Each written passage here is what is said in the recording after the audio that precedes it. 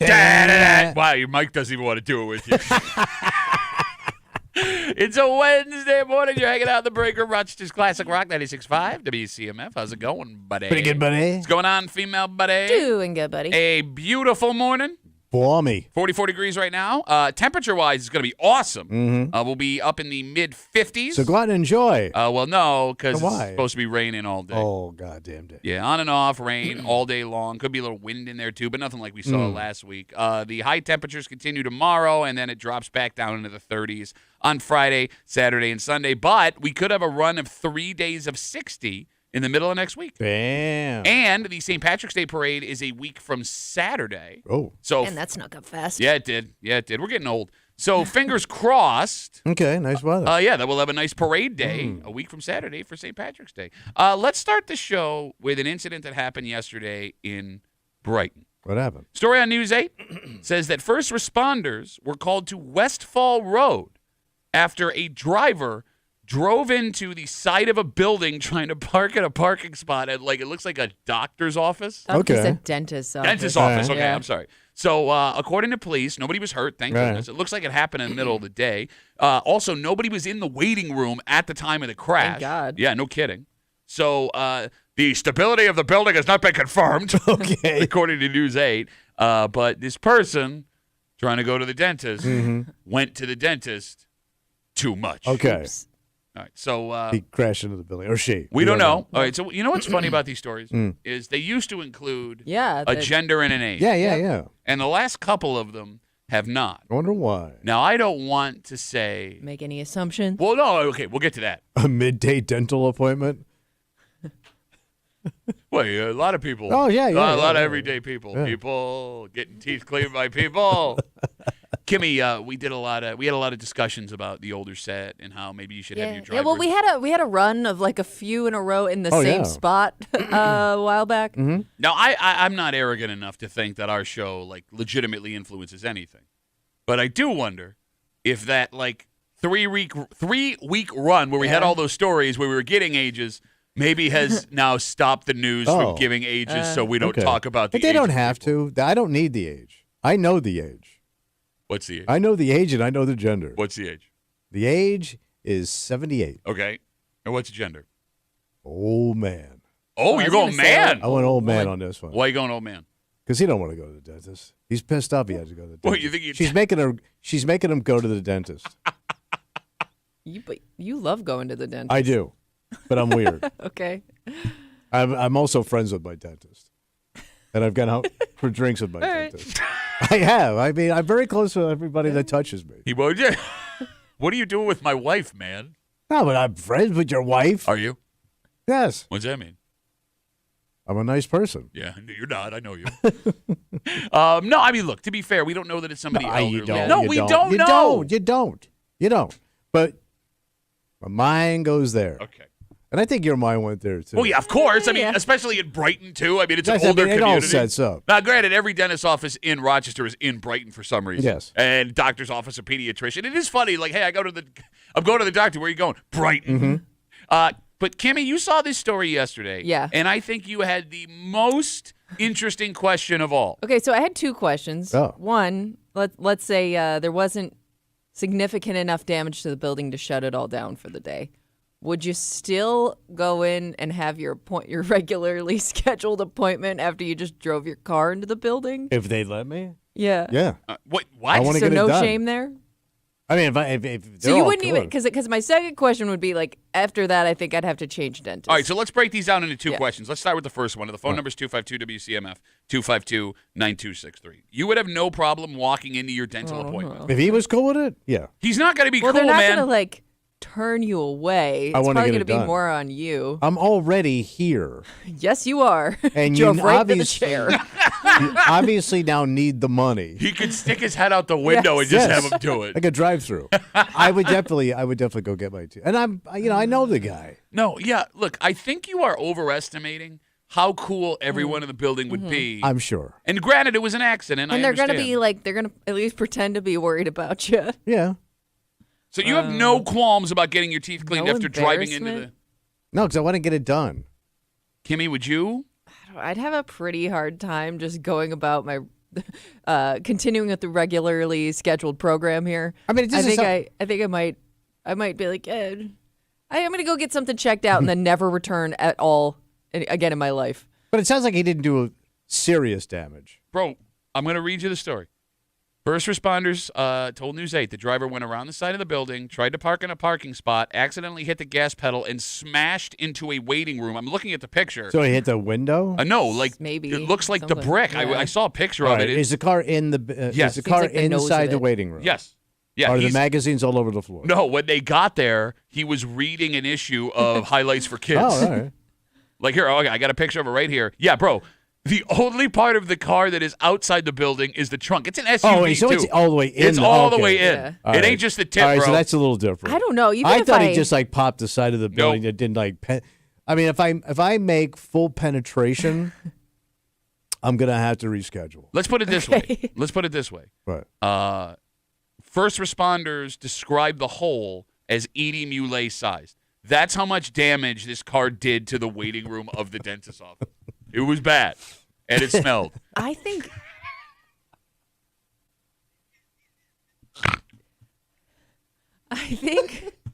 even if I just bumped the building, you know what I mean, and everybody came running out like, what the hell just happened? I think I'd be embarrassed. Even if I didn't really do any significant damage, but people knew that I hit the building, I think I'm leaving. I can tell you what the upholstery of the waiting room looks like based on the size of the hole.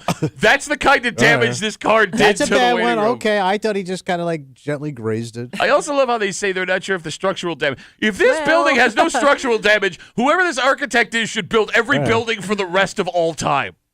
All right, 252 WCMF. We're talking about this. It's an SUV.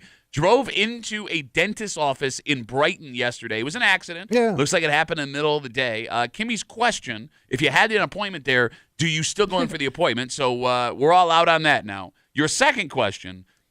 Is it time to find a new dentist? Because just based on embarrassment alone, like, can I return to this place where everybody knows what I did? Okay, I mean, but that's kind of a dick move.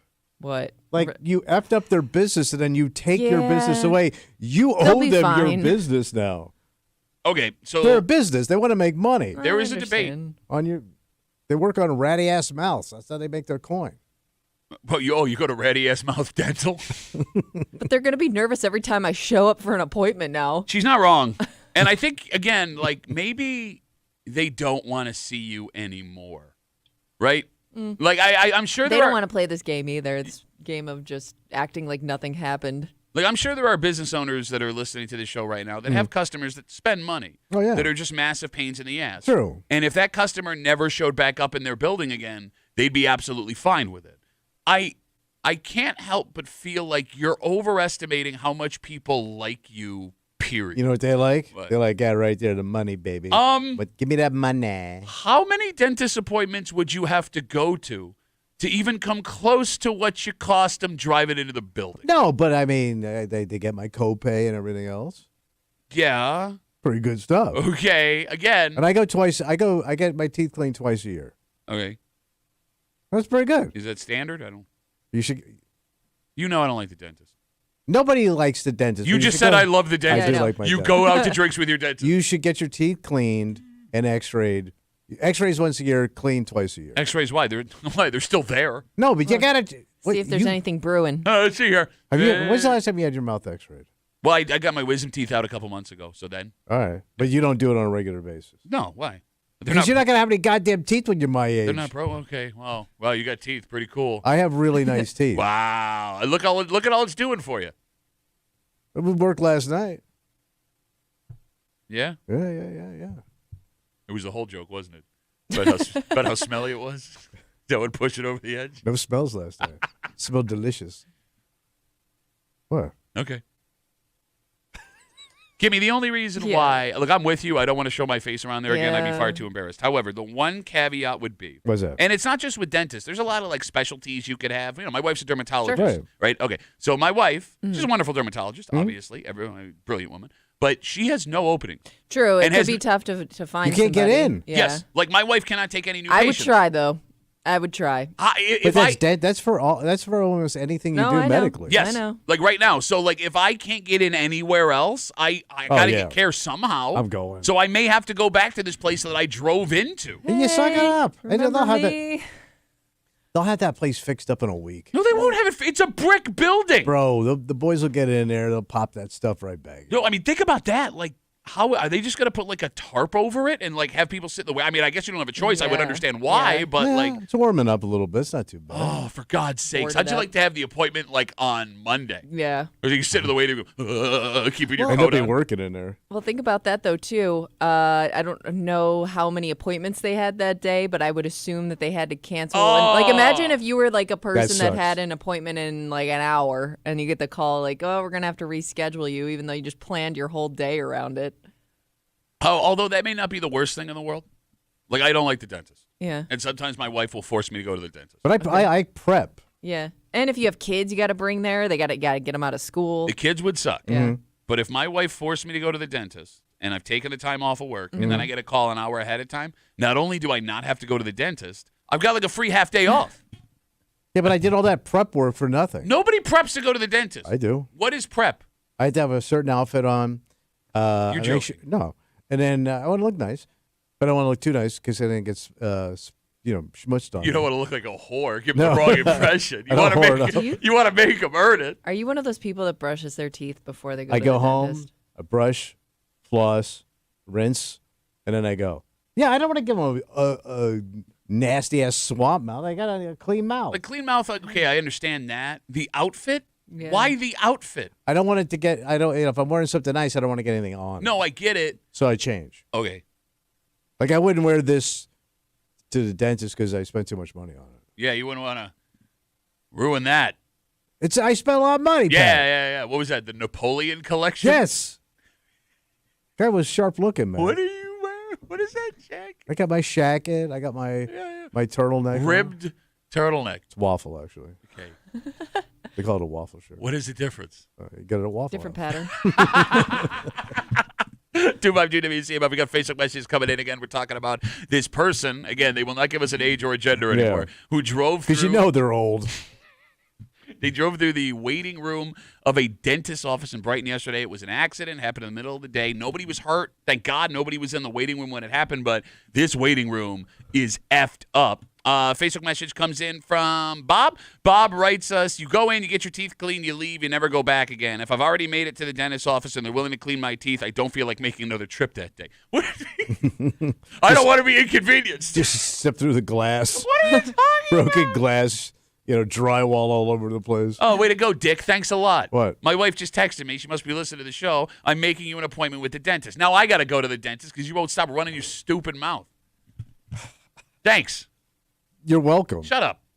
I mean, there's nothing worse than dental problems. And they cost a fortune. Okay, yeah. Which means if I don't go, I don't have to spend. Bro, I told you when my sister passed, like what she owed the dentist Yeah. was insane. Okay. But she didn't have to pay it, did she? Well, she paid, but she had to pay. Okay. Thanks a lot. We have a dynamite. I hate you and everything about you. And make sure you floss every day. You got to fight Mr. Tooth Decay. Thank you, Muhammad Ali. Yes. We have a dynamite floss every day. Got to break it for you this morning here on CMF. It's Wednesday. You know what that means. Oh, hate. Yep, hate mail of the week coming at you. We told you a weird story. It was actually around this time 2 weeks ago where there was this strange banging coming from somewhere. Yes, we didn't know. And we couldn't figure out what it was. We were trying to, get through the day, and we kind of got nervous because, again, like any loud banging for hours and hours. Yeah. Yeah. So there's a man that wrote us a letter. What did he say? Well, he said that we, I guess, proved that we don't deserve to have the jobs that we have Okay, I thought we were doing that ourselves. because we did not know what to do in this situation. Oh, yeah. Because this man's argument is, wherever you work, if you don't know how to do everyone's job after a while, you are not a good employee. Oh. And we'll get to it just after 8 o'clock here in the break room on CMF. Also, just after 7 o'clock, if you caught our show yesterday, you heard Tommy was going to make a move while his wife was out of town. Mm-hmm. A move that Kimmy and I and almost everyone that called begged him not to. Yeah. How'd that work out yesterday? We're getting there. We're getting there. We're getting Getting there? there. Yeah, it's a project. I said before. It's a No, you project. said This this is a would be done two-day in thing. You said it would be done in 5 minutes. Some of it was done in 5 minutes, and then there's other things we got to clear up. But I think we're moving in the right direction, Pat. wait till you find out how things went with Mr. I got no problem, shut up, you don't know what you're talking about, McGillicuddy over here. We'll get to that just after 7 here in the break room on CMF, plus a whole bunch more. But first, Tommy. Yeah, buddy. A lot of politics yesterday, buddy. Oh, yeah. You had the president addressing Congress. That got out of control, as we kind of thought it would. Yeah, yeah. But even before that, something that had been talked about for weeks finally went into effect. And getting away from the politics part of it, there is concern from folks who do this for a living that because of tariffs that officially went into effect yesterday, we're going to be spending more on certain things. Yeah, price could go up. Yeah, in fact, 10NBC did a story on what items could be more expensive for us. And Kimmy, you started looking at these items, and you came to a shocking realization. Yeah. It's really going to affect one person in the room. It almost feels like this person was So it's targeted. not makeup. It does. Maybelline's fine. We'll get to it next here in the break room. Let's CMF.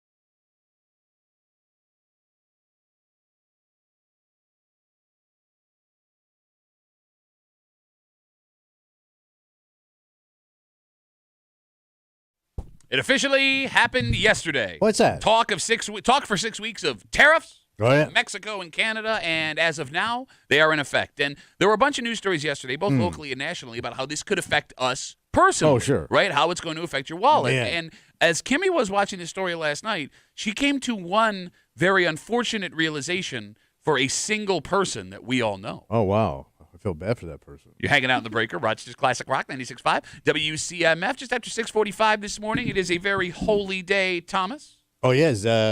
Kicks everything off. You right? got it. Yep. But even if you are not of this religion, it signals a kickoff to a very sacred season here in the greater Rochester area. Yeah. It's fish fry time. Oh, yeah. And there are things you need to look for in places you go to make sure your fish fry is good. Because let's face it, there are some not good fish fries. Yeah.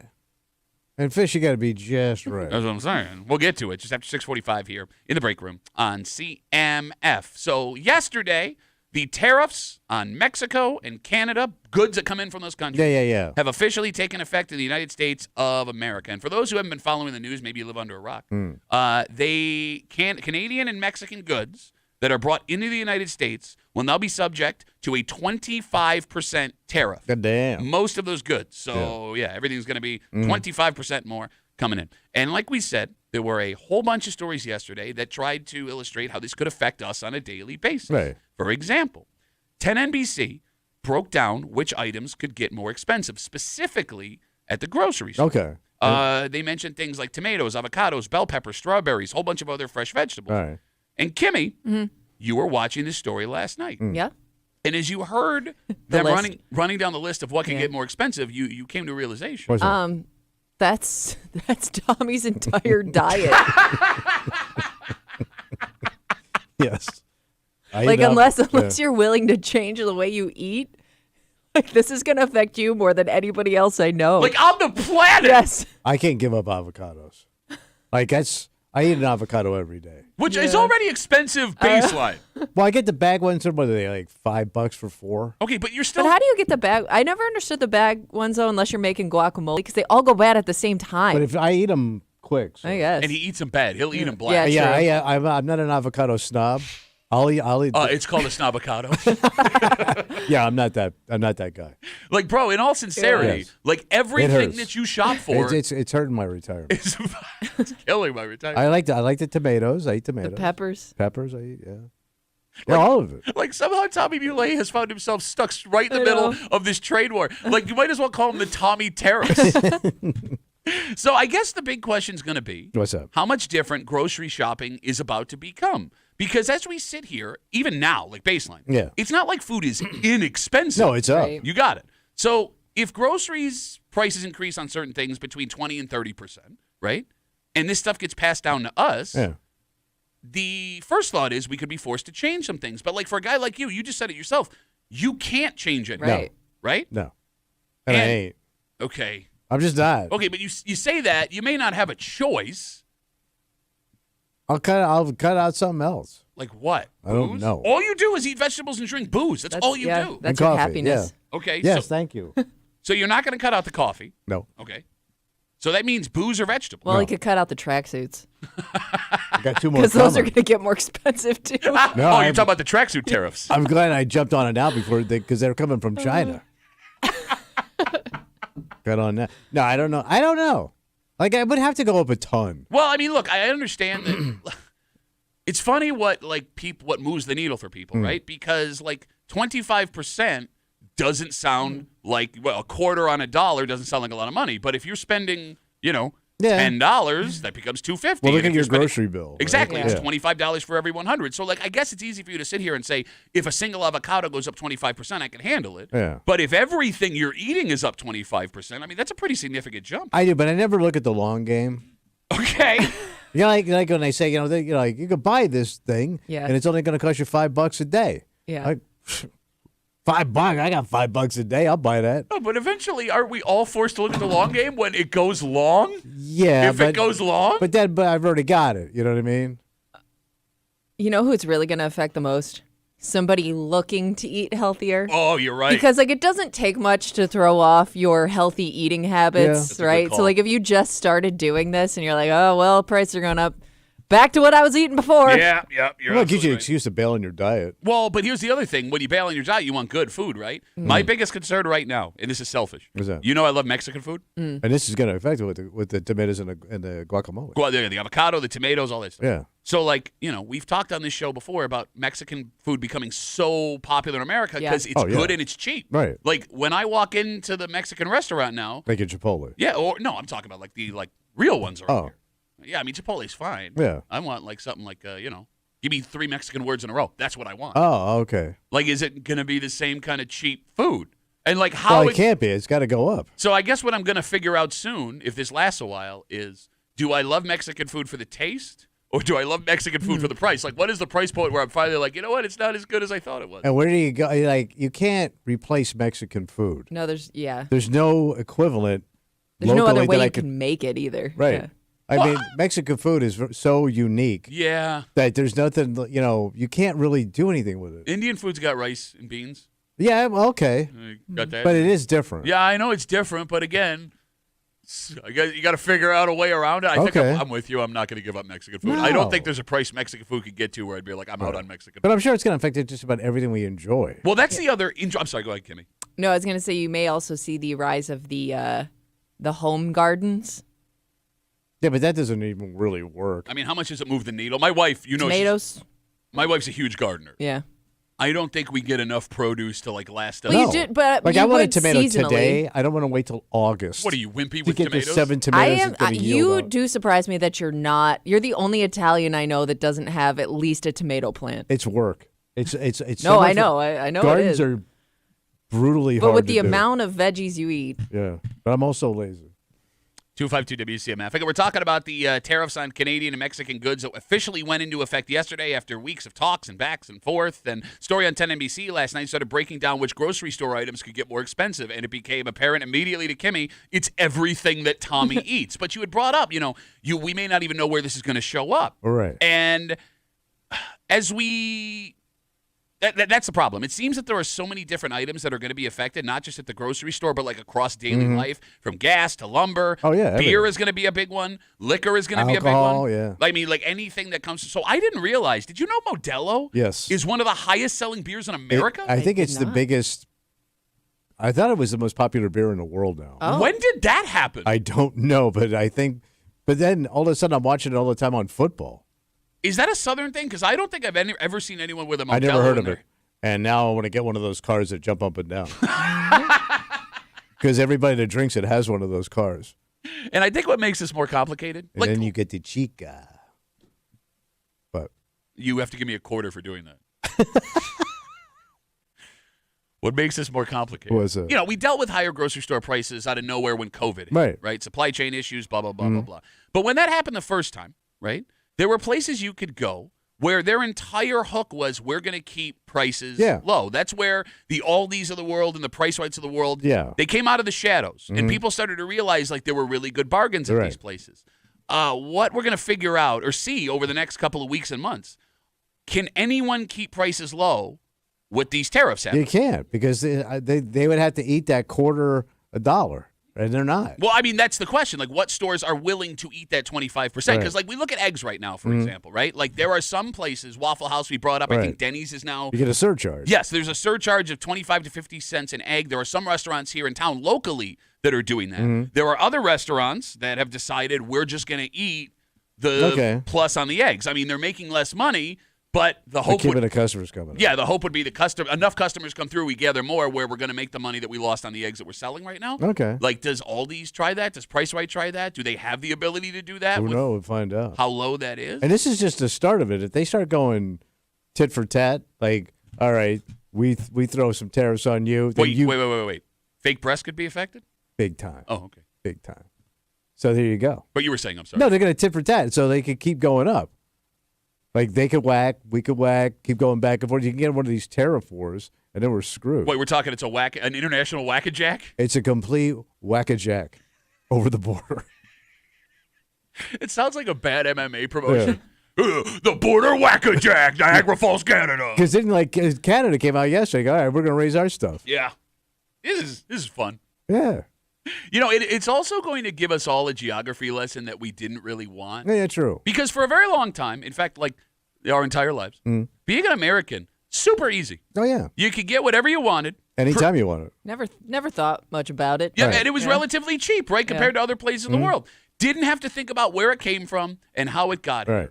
But now there are going to be things that you reach for, see the price, and in that moment realize it comes from a country you didn't know it came from. Yes. Do you get what I'm saying? Yeah. Like the secret Canadian and Mexican products that you didn't know were going to be affected by something. Yeah, it's a nice education. No. It's going to cost you. It's not a nice education. I mean, it's an education. It's an education that's not going to be fun. Yeah, but all education is not fun. Can I ask a stupid question? Stupid all. Okay, so there's a bunch of people now that are really into the glass bottle Cokes that are made in Mexico. Because The they're made old school with they're one? made with cane sugar, I think. Okay, the old school way. I think it's like the authentic. Okay, and you can buy them at Wegmans, I think. Yeah.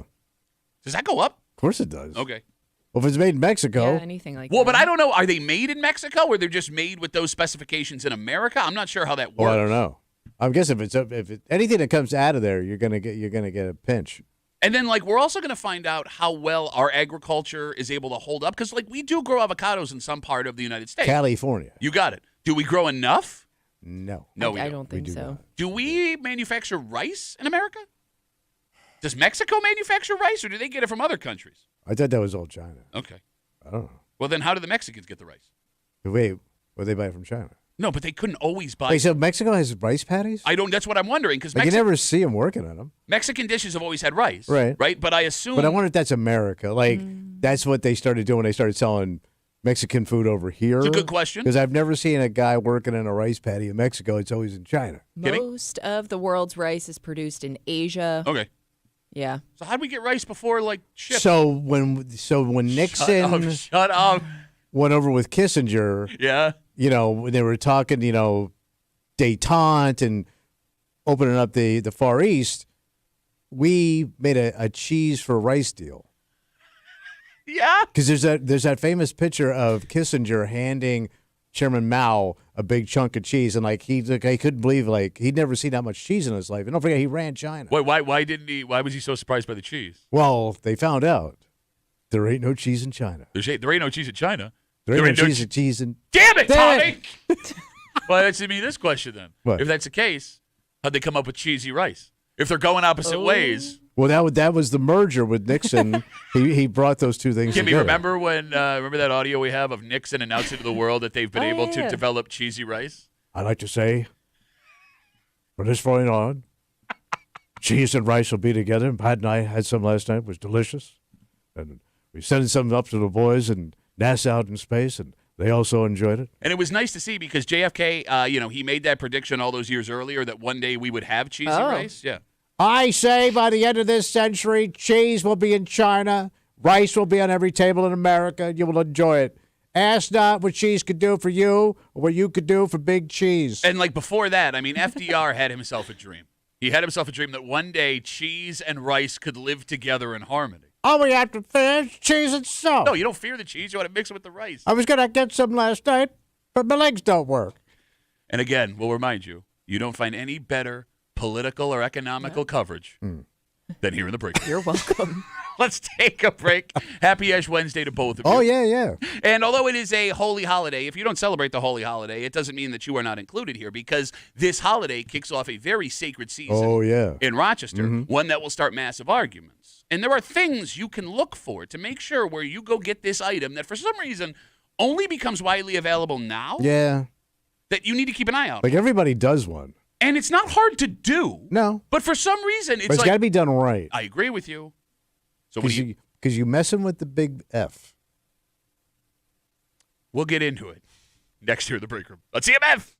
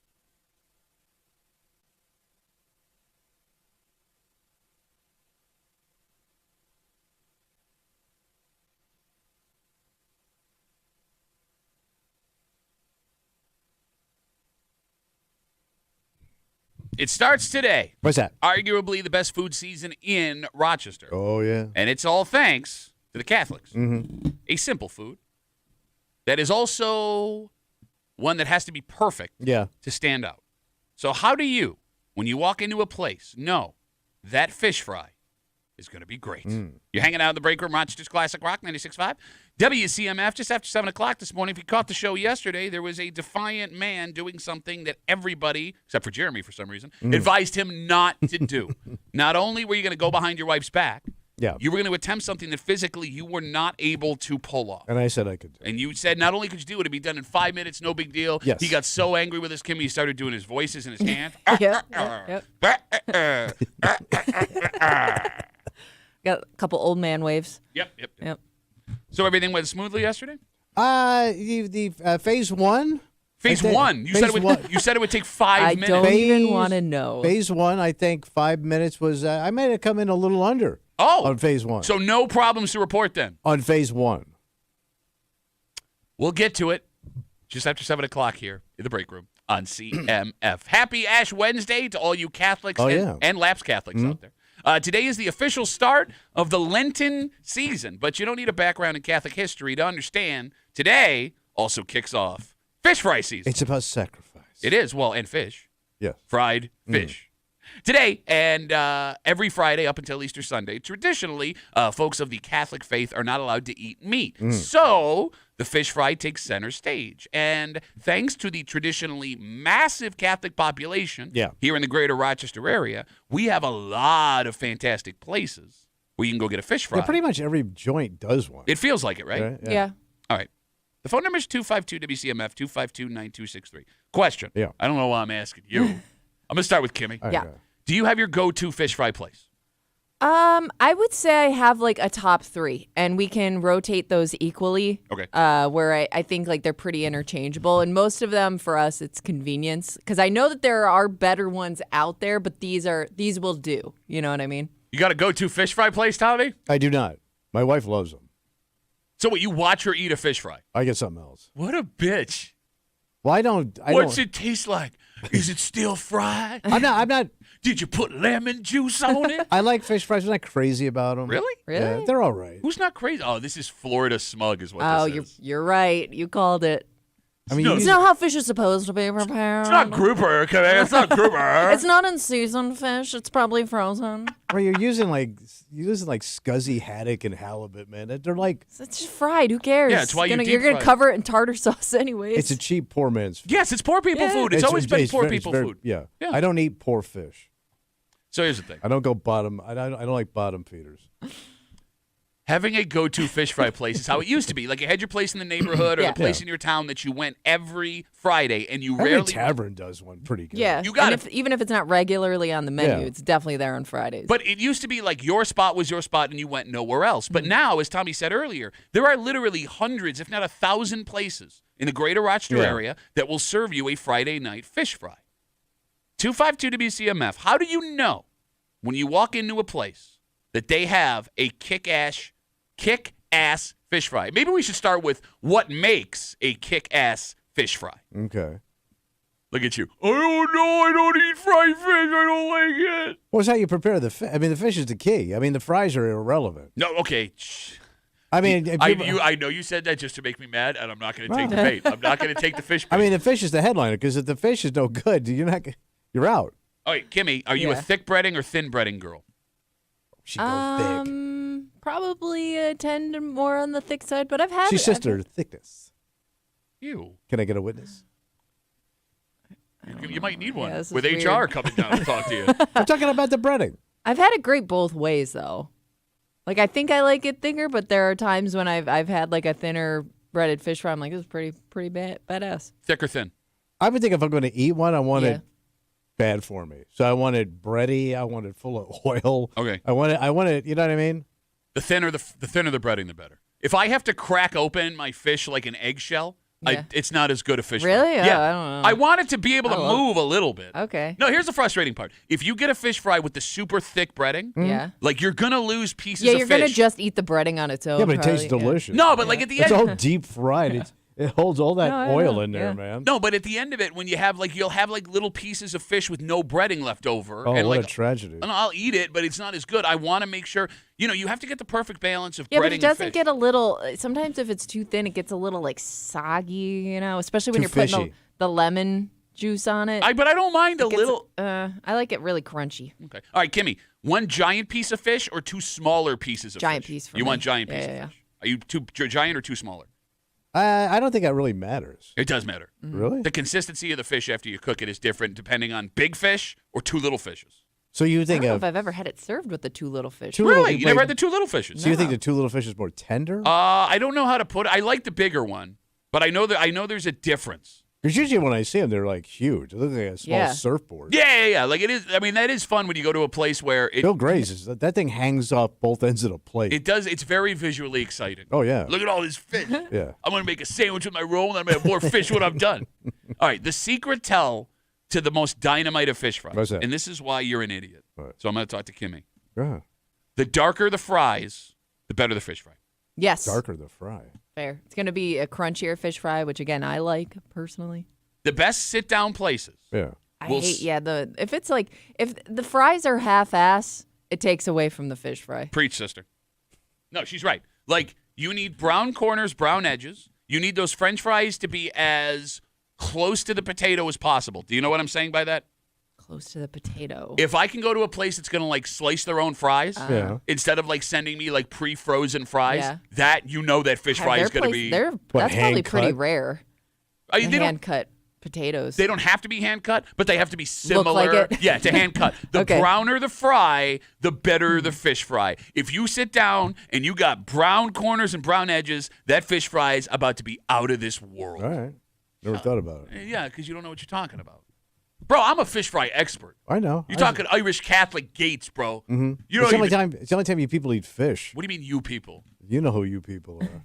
You people. The Ugly Mug, Chili, when I was a kid? Oh, buddy. There was a place called the Ugly Mug. Yeah, in fact, your urinal cake with your face on it was in the bathroom when I was a kid. So that was the first time you saw my penis. 252 WCMF. It is Ash Wednesday today, the start of the Lenten season, and officially the start of fish fry season in Rochester. Kimmy, do you bring your fish fry home or do you eat it where Oh, you you got get to eat it there. I mean, Fish don't travel, unless man. you are going an extremely short distance, unless this is a spot right around the corner from your house, yes, maybe it holds up, but I'm eating it there. Yeah, because when do you? Let's say you eat half of it. Yeah. You take it home. You'd almost have to eat it Yeah. as soon as you get home. So why don't you Yeah. just eat it there? It's not going Because to hold up in the fridge. the next day, the whole house smells like you know what. Yeah, I know. But here's the thing. Again, it's become more common the last couple of years to get your fish fries to go. Bill Gray's Tom Walls will do it for you. I understand that, but eating it, I'm talking about leftovers or just eating No, it at home? I'm saying bringing it home, period, to eat. Like, that always throws me off because Wegmans does a fish fry every Friday. Yeah. Yeah. Right? And there's always a line to go get one when you're at the store. And you have to bring it home. Yeah, I don't want that. I don't want it either. Yeah. Oh, so you're saying Wegmans did something wrong? No, I would eat it there. I enjoy eating at Wegmans. I would sit down at the market and enjoy The it. market. Yes. The longer you wait to eat, there's a diagram with like a chart. The longer you wait to eat your fish fry, the quicker the quality Oh, plummets. yeah. But it doubles every 10 minutes. But that goes for any kind of fish you're eating. I can't eat what was warm fish now cold. I want to eat it as it comes out. I'm with you. Yeah. Because to your point, it nosedives pretty quick. I'm getting the texture of cold fish fry in my mouth. Mm-hmm. Yeah, it's nasty. Also, your car will smell so bad for a week if you bring fish fries home. Yeah. Yeah. The second you set it down in your car, It it's reminds over. me of your old ride. That leaking hoopty used to park in my driveway. I don't know what the hell that stuff was on the goddamn pavement. Leakin' Hoopty was a very sweet girl. I dare you talk. She had a heart of gold. Now that I'm thinking about it, so there's a place right around the corner from our house that we haven't even tried yet because it's always sold out and they specialize in fish fries. But it's not a place you can eat inside, so everybody must take it to go. Oh, you're talking about that seafood it's like joint. Yeah. Captain Jack's or something like that. But yeah, it's purely takeout, and there's always a line out the door to Got to be good. take it home with you. But I mean, it must hold up. My wife, I told you this. What? So there's a place in Skinny Atlas. It's called Doug's Fish Fry. It's legendary. Yeah. And the fish fries there are unbelievable. Sure, they get it right out of the lake. They have a place for you to sit down. So My daughter playing hockey, Yeah. they have a team in Skinny Atlas. We'll go there like 2 or 3 times a year. My wife will get a fish fry. Yeah, not finished. No, straight up to go. Oh. Drive it all the way back to Rochester. Wait, that's like an hour. It's more than an hour. And then eat it when she gets home. Oh, no. And it's an argument every time because But she's Jamaican, man. Bro, the car smells so bad Yeah. for 90 minutes. Yeah. Home from Skinny Atlas. And she's sitting with this, and she'll like take little pieces of it off while we're driving home. Oh. Ah! That Yeah, completely that's ruins not it. good. Can I tell you the one thing that's bothersome for me about fish fry season? Go. Okay, so like we know that fish fry season started on Fridays so the Catholic folks could still go out and eat. Yeah. Makes sense, right? All right. However, it has become fish fry season more of a seasonal tradition now than a religious Yeah. thing. Oh, yeah, it's just a thing we do. So why can't we get fish fries on Saturday and Sunday too? Well, some places have them, don't they? The ones that do it the best don't. Okay, fair. Like, here's the thing. Maybe you can't get out of the house on a Friday night. Yeah. Maybe you've had a long week and you just want to chill out and not go anywhere. And then you go out on Saturday and you see on the menu they got a dynamite fish fry, but it says Fridays only underneath. Yeah. Don't tell me you can't order more frozen fish, man. Okay. Let me eat fish on a Saturday or Sunday. Like, it's such a tease when I sit down and it looks so good and you're Yeah. like, no, it's only Friday because it's tradition. I wonder because when they have to fry all that stuff up, it kind of screws up the kitchen. But you'll sell them. People will buy them. No, but they do it on a Friday night, but they probably don't want to have to deal with that. Because I'm guessing when you fry fish in that oil, you can't use that oil for anything else. Why? Because it smells like fish. Yeah. It's So you oil. can't. It probably gets, a little yucky. I'm guessing, man, they can't do it because of the handling fish like that. Shut up.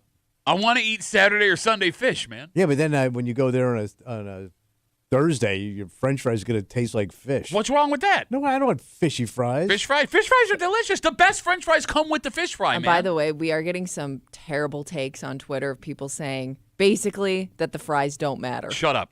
I kind Nobody of eats the agree. fries anyway. The fry, you'll eat them, but I mean, No. Okay. you're scarfing down fried food. It's a bonus. Let me put it this way. If Tommy Muley Mm-hmm. has the same food take as you, you know your food take is wrong. You're forgetting one of the key ingredients. What? The tartare sauce. It depends on where I'm going. I want tartare sauce. I If mean- I'm eating, I tartare my ass off. I'm not opposed to tartar sauce, but there Oh, are some right. fish fries that don't need the tartar sauce. Oh no. If I'm going big. I am dunking and eating some tartar No, sauce. I'm not anti-tartar sauce. I'm just saying I've had some fish fries where it's like the tartar sauce doesn't So do what do anything you? for So it. you go dry? Oh, yeah, straight up dry fish. Maybe a little vinegar. Vinegar. Yeah, you put on the fries, put on the fish. Douchey ass fish. What are you talking about? That's got to taste like a Massengill plate. Yeah, that's what it says on the menu. Can I get one of your Massengill You plates, put please? vinegar and fish together, Yeah, man. that's what you have. Wait, no big deal. What do they call that? A Tina Marie? You're forgetting coleslaw, too. That's also important. Love me some slaw. No, but I mean the quality of the slaw. Yeah, I mean the sides do matter to an extent, but again, slaw is pretty base. Go home. It is. It's base, All man. right, It I'm ain't going go- to the- no. None of this is No, gourmet. I'm going to the phones. 252 WCMF. Let's talk to Rammer. Hey, Rammer, how are you, buddy? Good morning. Doing good. So last Tuesday, I took my daughter and my grandson out for lunch, right? I've been wanting a fish fry forever. But again, it's like the best fish fries are Fridays only. Place not too far from you, the diner over on West Henrietta Road that's actually in Brighton, not Henrietta. Oh, yeah. Good fish fry. Not the best, but good fish fry. And I'm not a coleslaw person, but their coleslaw was awesome. So that's actually what they put on the sign. Good fish fry, not the best, pretty good. No, I'm just saying, it's like, there are places where you've had a phenomenal fish fry. Sure. And nowhere else that you've gone to can compare, right? Yeah, I'm with you. So one of those places years back used to be Long Pond Pup. My kids, had dance class, and we pick up the fish fry there every Friday night. It was some of the best you ever had in the littlest dive bar in the town of Greece. But that diner, actually, food was really good. My daughter was happy with it. It was, it wasn't too outrageous. Only problem is they're only open till 2 o'clock. Ah, there you go. That makes things complicated. Yeah, it's So- complicated. Get You're out. going to have to eat early. Well, then they got to go fish. Get the food for tomorrow. So, Rammer, good to talk to you, buddy. Thanks for the call, man. Have a good rest of the day. Good All right. tipperoo if I'm out that way. It's a good fish fry. Yeah. Not the best. but good. Very good. All right, let's take a break. All right. So if you listened to the show around this time yesterday, you heard that Tommy Muley was going to do something that Kimmy, myself, everybody but Jeremy, for some reason, argued he should not do. Yeah. And it wasn't just because you were doing something behind your wife's back. There was legitimate physical concern for Yes. your safety. So you've made it into the show today. Yeah. You didn't die, which tells us then everything went smoothly. So the initial project is looking good. You said it would take 5 minutes. It did. So Phase what? one. So what's phase? There was no 2 phases, 3 phases here. We'll get into it, All right. and we'll do it next here in the break room. WCMF.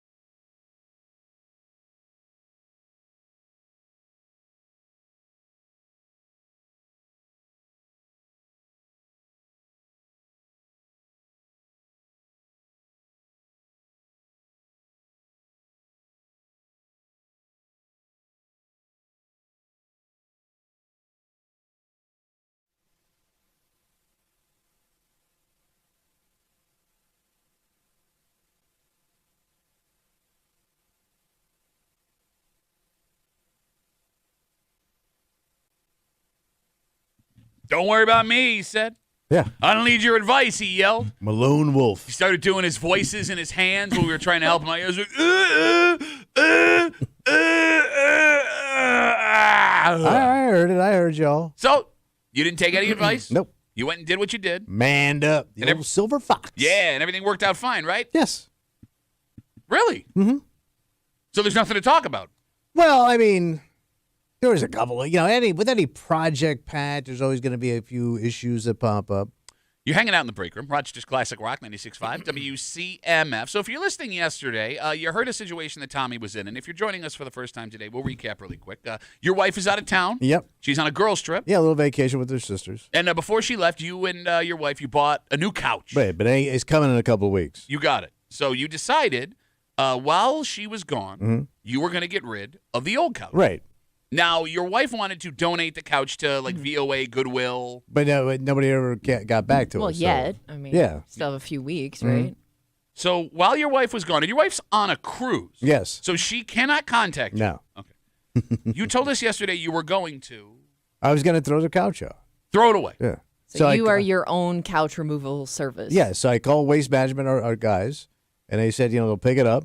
So no charge. Nice. Wow. In case you were wondering, was you with them? So all I got to do is get it to the curb. All right. So I had a master plan. Your plan was what? Strip down the couch, right? Yeah. Flip it, slide it out the front door. I got a hand cart, wheel it down to the curb. Boom, we're done. 5 minutes. So, and again, just to be clear, we had asked you yesterday, you are how tall? I am 5'5". You weigh how much? About a 145 on a good day. You are how old? I turned 66 in July. And you said into a microphone you believed you were going to be able to move this couch no problem down to the curb with a hand truck. Yeah. Yep. And get rid of it. All on your own. So we had a discussion, Kimmy, about the emotional aspect of going behind your wife's back Yeah. without her permission. Right. Yeah. She wanted this done a certain way. Yes. And you were straight up ignoring that. Yes. Right? In fact, Because there's nothing she can do when she gets back. It's gone. okay. Don't worry about it. What'd you lose? A lousy $100? We talked about your own safety. Safety's going to be fine. And you went ahead and did that yesterday, right? You went ahead and went through with your So I memeasured the whole thing. So Okay. I measured the door frame. Nice. And then I measured the couch. Awesome. And I got a little wiggle room there. I'm golden. So I tilt. I slide out. I did not measure. I measured the door. Yeah. I didn't think to measure the storm door, which is on the other side of the door. Oh, you mean the door. So I have two So doors. you measured the door, but you didn't measure the second door. The door. The second door. The The storm door. That's Two spelled doors. D-O-O-R. Yeah. The doors. Door. So I didn't measure that one because I thought they were same. Well, He doesn't even know. He doesn't do math or English. I thought they were same. Turns out no same. Door's too small. They ain't the same. Door ain't same. Small door. So I tilt, I slide, and then it gets wedged because the storm door is off from the other door. So now Oh my God. the Did couch. you break the door? No, Okay. but All it got right. stuck. Oh, wait. What happened? It got stuck. The couch got stuck. Yeah. Well, you were trying to move the couch. Yes. That's weird because I yesterday. heard all you had to do is put it down, flip it, and reverse it. Sure, some different He doesn't get that. No. I don't know what you're doing. Everyone's laughing. I'm having fun too. I don't know what you're doing. I thought this was a simple thing here. Like, sometimes just, things don't always go as planned. All right. Okay. So you mean like we said? So it's funny. The couch got stuck. Yeah. Yes. In the now, door. Now, if the couch is stuck, you are also stuck because you have no help here. Well, Let's put a pin in that real quick. okay. Because I do want to be clear that we begged you to listen to advice yesterday. We begged you. And a bunch of different people called up and told you a bunch of different things. Like, for example, was this Bill who called yesterday? This was Bob. Bob, I'm sorry. Bob called up, and he warned you that something could happen.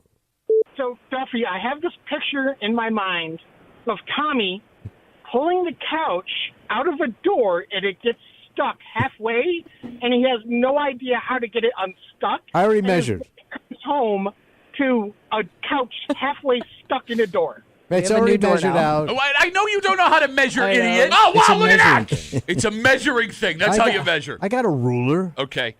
Is that Nostrababis there? Called it as it happened. So the couch is stuck. All right, so now I'm shimmying, trying to get this thing unwedged. And a neighbor of mine old coot. He gets his steps in every day. So he's watching you do this. No, he's whole walking time. by. Oh no! Oh no! He's not walking by at the right time. He has been watching you do this. I guarantee it. I guarantee it. So he goes, "What's going on?" I said, I'm fine. You know, I gotta wait. Yeah, this is where we're putting the couch down. Yeah. Yes. In the door. Upside This down. is actually where I wanted it. So he disappears around the corner. But like 10 minutes later, he's back, and I'm no better off here. So he comes walking up, and we're both trying to get this thing out. And then we both realize I got to take the storm door off. Okay, so now you're on door removal service. Yes. But the door is also wedged against the couch. Oh my god. So like getting in there to get the hinges off was going to be a bitch. Yeah. And I don't have like a drill. I just got screwdrivers. Well, yeah, and because stuff. only men have drills. So he kind of loses interest and leaves. Wait, he left? Well, there's nothing he could do. There was nothing he could do, Kim. Yeah. Yeah. So now the dog's going crazy in and I love out. that he abandoned you. Like even if I knew there's nothing I could do, I do feel like I committed to the process here with you. Like Good I call. would feel funny leaving you. Well, he's screwed. He bailed. Well, he did try to help, but at this point, I just got to only one person can unscrew the goddamn thing. Sure. So I got the storm door off, and I got the couch out. Thank you. Wow. And I got it down to the curb. Wow. They don't pick it up till Friday, so my neighbors aren't going to be too heavy because we got a little Arkansas going down there on the curb. The only problem I'm having now is the front door does close.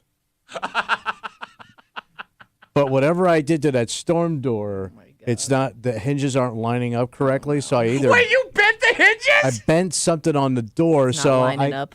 well, I've got it kind of on, but it doesn't close all the way. Oh my god. So it's bent. So I got to figure something out. So remember I told you I had a go-to guy? Yeah. Who's yeah? Gaetano. Yeah. So I got to call into Gaetano. Help me. He's the guy that, did our house. Sure. So I'm hopefully he could tighten me up today or tomorrow. Before the arrival. You're gonna ask him to come out like immediately because of your stupid thing you did? What I think I got to do is I got to go buy a new storm door, get it installed, and then if I can get that all installed before 5 o'clock on Friday, she's not going to know nothing. She's gonna notice a new storm door. How many times do you How look old at, is that storm door? It's a few years. She's not gonna notice that it's She's brand a- spanking new. She's a woman. She ain't. It's her house. Women don't care about doors. They don't care about lumber. She's They gonna don't care- notice the nothing. door. No, Kim, you know what? Let him that know. door. Let him cook. Okay. Let him go. All Let him right. go. He's got Wait. it all figured out. He's got it all figured out. got a Women brand don't new notice storm door. doors is the weirdest take you've ever had. She's got to get a brand new storm door. No, Kimmy, he's now descending into this spiral that he does where we told him something was going to go bad. He did it anyway to try and prove it. He failed like we said he would. I did not fail. You failed. The You've added- project did get complete. Well, you've added more projects though. Yes. So that's my plan. I go to Home Depot, score the door, get it installed before Friday at 5 o'clock. We're cool. I'm not going to say a word. What's a storm door cost? I think this thing's around, I want to say $5. $500. Well, I think with You it just cost yourself installed. Oh, in that case, that's what you can say to your wife when she doesn't notice the new $500 Because I got to get a guy out there to storm do door. it. So I'm going to say, I would think installed, hung, is going to cost between 5 and 6. Okay. But that's door and installed. Okay. Professionally. Sealed and everything. Nice. All right. So let me ask you a question. And I would like to say this. I will thank you because when you got the couch stuck, you did take a picture of it for my enjoyment and Kimmy's enjoyment. Yeah, I thought you get a real kick out of my paint. Which I am. I'm loving the story. I didn't know about the storm door. You gave that picture to Kimmy. Kimmy, I'm sorry, we'll be throwing that up on Facebook. It is up on Facebook. We'll be going up on Facebook in a little while. What did you learn? Projects go in phases. Make sure you get all your projects in before the tariffs hit. Don't ask another old guy in the neighborhood to help because they bail after 2 minutes. I said I would have come and helped you yesterday. No, but that you guy said, no. wanted- You said, and I what quote, were you going to do? You don't know nothing about doors. we could have picked up the couch and moved it sideways. You can't. No, it you was can't. I wedged. bet we could have figured it out, man. No, but stupid you. It was a game of inches, Ben. Somebody tells you, yeah, like the wedge, you wedge the thing inches off on your storm door. You're such an idiot. By the way, what are you going to do with the other storm door? Oh, I'll trash it. You throw it away. Yeah. Does garbage come before your wife gets there? Friday morning, baby. Scene of the crime's all cleaned up. Oh yeah, no, there's I'm gonna nothing. CSI this thing, so I can get the door and the couch all out, new door in, $600. Nobody knows nothing. Yeah, there's nothing else that would tie you to this. Oh, 252 What's WCMF. If you're just joining us, Tommy, despite everyone begging him not to, went ahead and tried to move the couch to the street yesterday to throw it out when his wife was out of town and out of contact on a cruise. The couch got stuck because somebody yesterday said that he didn't know how to measure, and he yelled at me. I didn't take any other door. You mean door? I thought they were lined up. Yeah. He bent the frame of the hinge of your store. It's like the whole side. Like, so I tried to screw the hinges back in, and it's bent so it doesn't close. Okay. So, like, it kind of closes, but it doesn't do what it's supposed to do, is keep the storm out. Oh, so now it's just a door. Yes. Gotcha. It's a leaky door. He now has to get a new door. He has to hope that his guy I got a guy. in the next 48 hours can get him the door He's and install Italian. the door. They can get it done. Is he going to get the door for you, or do you have to go purchase the door? I scored the door. How are you going to get the door home, smart guy? They loaded it in the car, and then Now you got to pay for delivery. No. I go get it. Oh, wait, your door's not going to fit in there. Yeah, they slide it in. How do you think I got the last door there? I don't know. Oh, well, that was a new. Oh, so it was a newer door. Oh, yeah, I said it. That was a door we bought a couple years ago. How often are you supposed to get a new storm door? Hopefully never. Usually a storm door will last you 20 years. We got Instagram messages coming in. Matthew writes us. Matthew. Storm doors are special order. It won't get here before Friday. I'm the last one I got right out of the thing. Let's hope. Special order. 252 WCMF. Let's talk to Pete. Hey, Petey, how are you, buddy? Hey, what's up? Yo. Hey, Tommy, if you were worried about your wife finding out that you threw the couch away, Yeah. Goodwill, Salvation Army, they won't take your couch if you have an animal. Oh, wait, no, he's throwing it away like the trash is coming. No. He wanted to get rid of his couch because his wife wanted to give it away. Oh, yeah. And he wanted to throw it away. So all he had to do is throw it away and say, hey, they won't take the couch because we have animals. Ooh, I'll say they call back. Oh, yeah, good call. She won't call him then. Your wife doesn't have a history of calling when she hears things she doesn't like, right? I don't know. No, she doesn't have that. Not sure. No, that's not a thing. Yeah, you got dog hair all over. There was nothing you could do. Yeah. Yes. Yeah. I had a friend who tried that, and they said, no, you had animals. Then they showed up and set his house on fire. Why the hell? When do these donation places get so goddamn picky? Well, maybe it has to do with like I'm allergies. giving you things. No, but what if somebody buys it that has like a Clean it. deadly They got allergy? fleas in it. Yeah, They ain't got no damn fleas in what are you it. talking about? You sat on it for years. Your dog, your little dog is probably smaller than a flea, but Yeah, take that. Thanks, Pete. Have a good rest of the Zing. day. Kind of ran out of gas there at the end. Okay. What? How are you going to explain this to your wife? I just told you. No. What part? All right, new door. She's going to notice the $500 is missing. She's going to ask why all of this happened. You're going to tell her that she had to throw the couch out because she's going to know you didn't have it donated. She's going to know. Yes. So everything about your plan is blown up in your face. How are you going to handle this? So the couch is gone. There's nothing we could do. So I could just beg for forgiveness on the couch. I'm not going to say anything about the door unless she notices. She's going to notice the door's stupid. Come up with a door plan. Okay. There is no door plan. No, there needs to be a door plan. What would be a door plan? No, we have a new door. All right, stupid. All right, I'll say, you know what I'll say? All right, please. I bought you a new door. Oh, yeah? Why? Daddy bought you a new door. Why? Storm Daddy bought you a new Storm Daddy. door. Storm Daddy. Why did you buy her a new door? Because I wanted it to look nice for you, honey. I wanted, when your friends come over. Also, hey, Kimmy. My friends don't come Yeah. over anymore. Hey, Kimmy. Yeah. She's not going to get to help pick out the door. I'm getting the same door. Ooh. Or so Wait, you think. you think they're just going to have the same door? They make 1 billion of them in China. Yeah. A little more expensive today. No, not yet. You sure? No, it kicked in yesterday. No. All right. Well, we'll see. I said at $25. 25. No, it's 25 per 100. It's an extra $100 if it's Oh, I 525. thought the tariffs and everything cost $25 more. 252 WCMF. Like a car, they throw another $25 on it. Tommy gets the couch stuck yesterday trying to move it after we begged him not to. He didn't hurt himself, which is good. I'm proud of you How there. about that? Yeah, way to go. And I could move the goddamn thing. 1 out of 4 ain't Yeah, bad. yeah. Couch gets wedged, can't move it. Neighbor has to help. They realize they have to take the storm door off. They get the couch out, or he gets the couch out. Way to go. Realizes he bent the frame, Yes. ding, whatever, Yeah. on the storm door. Don't line up. Now has to buy a new storm door, $500. Yes. Believes his wife won't notice a new storm door on her house. 252 WCMF. Harry's on CMF. Hey, Harry, how are you, buddy? Not too bad, Duffy. So first of all, I was listening yesterday, and I thought the same thing. Like, this is not going to go well. And this is all to get a couch out to save some time, whatever. Yeah. I can tell you, my wife notices when the salt and pepper shakers aren't in the right spot. There is no way that she's not going to notice that the storm door is brand new. We never use the front door. Because you go in the garage, you go into your house. How many times you walk in your front door? Bro, she's got eyes, don't she? All right, Harry, what you're listening to right now is a man who knows he's made a terrible mistake, but after all of the stuff that he said yesterday, he can't back down, and he's now doubling down on bad ideas, which is like, that'll be the name of your autobiography, doubling down on bad ideas. Your entire life, you just double down. You could cut bait. You could cut bait right now and apologize and beg for forgiveness from your wife, but you won't. You're going to be an arrogant idiot. I'm not going to apologize. She should be thanking me. I don't get any thanks. She's going to start World War III in that house. She is going to start World War III in that house. She doesn't have the cards to play Get here. rid of a couch. Harry, thanks, buddy. I love how that you're so physically inept that hurts you. It's tough doing that impression. Steven writes us on Instagram, storm doors are $150 according to Google. If he's paying $500, he's getting ripped off like a dumbass. You got to have the glass, and you got to have it installed, and you got to have it sealed. The door is the cheapest part of the goddamn thing. It's all the other. You got to have the glass. And then I got it. Also, we're gonna have to paint a little of the trim. Wait, you chipped it with the couch?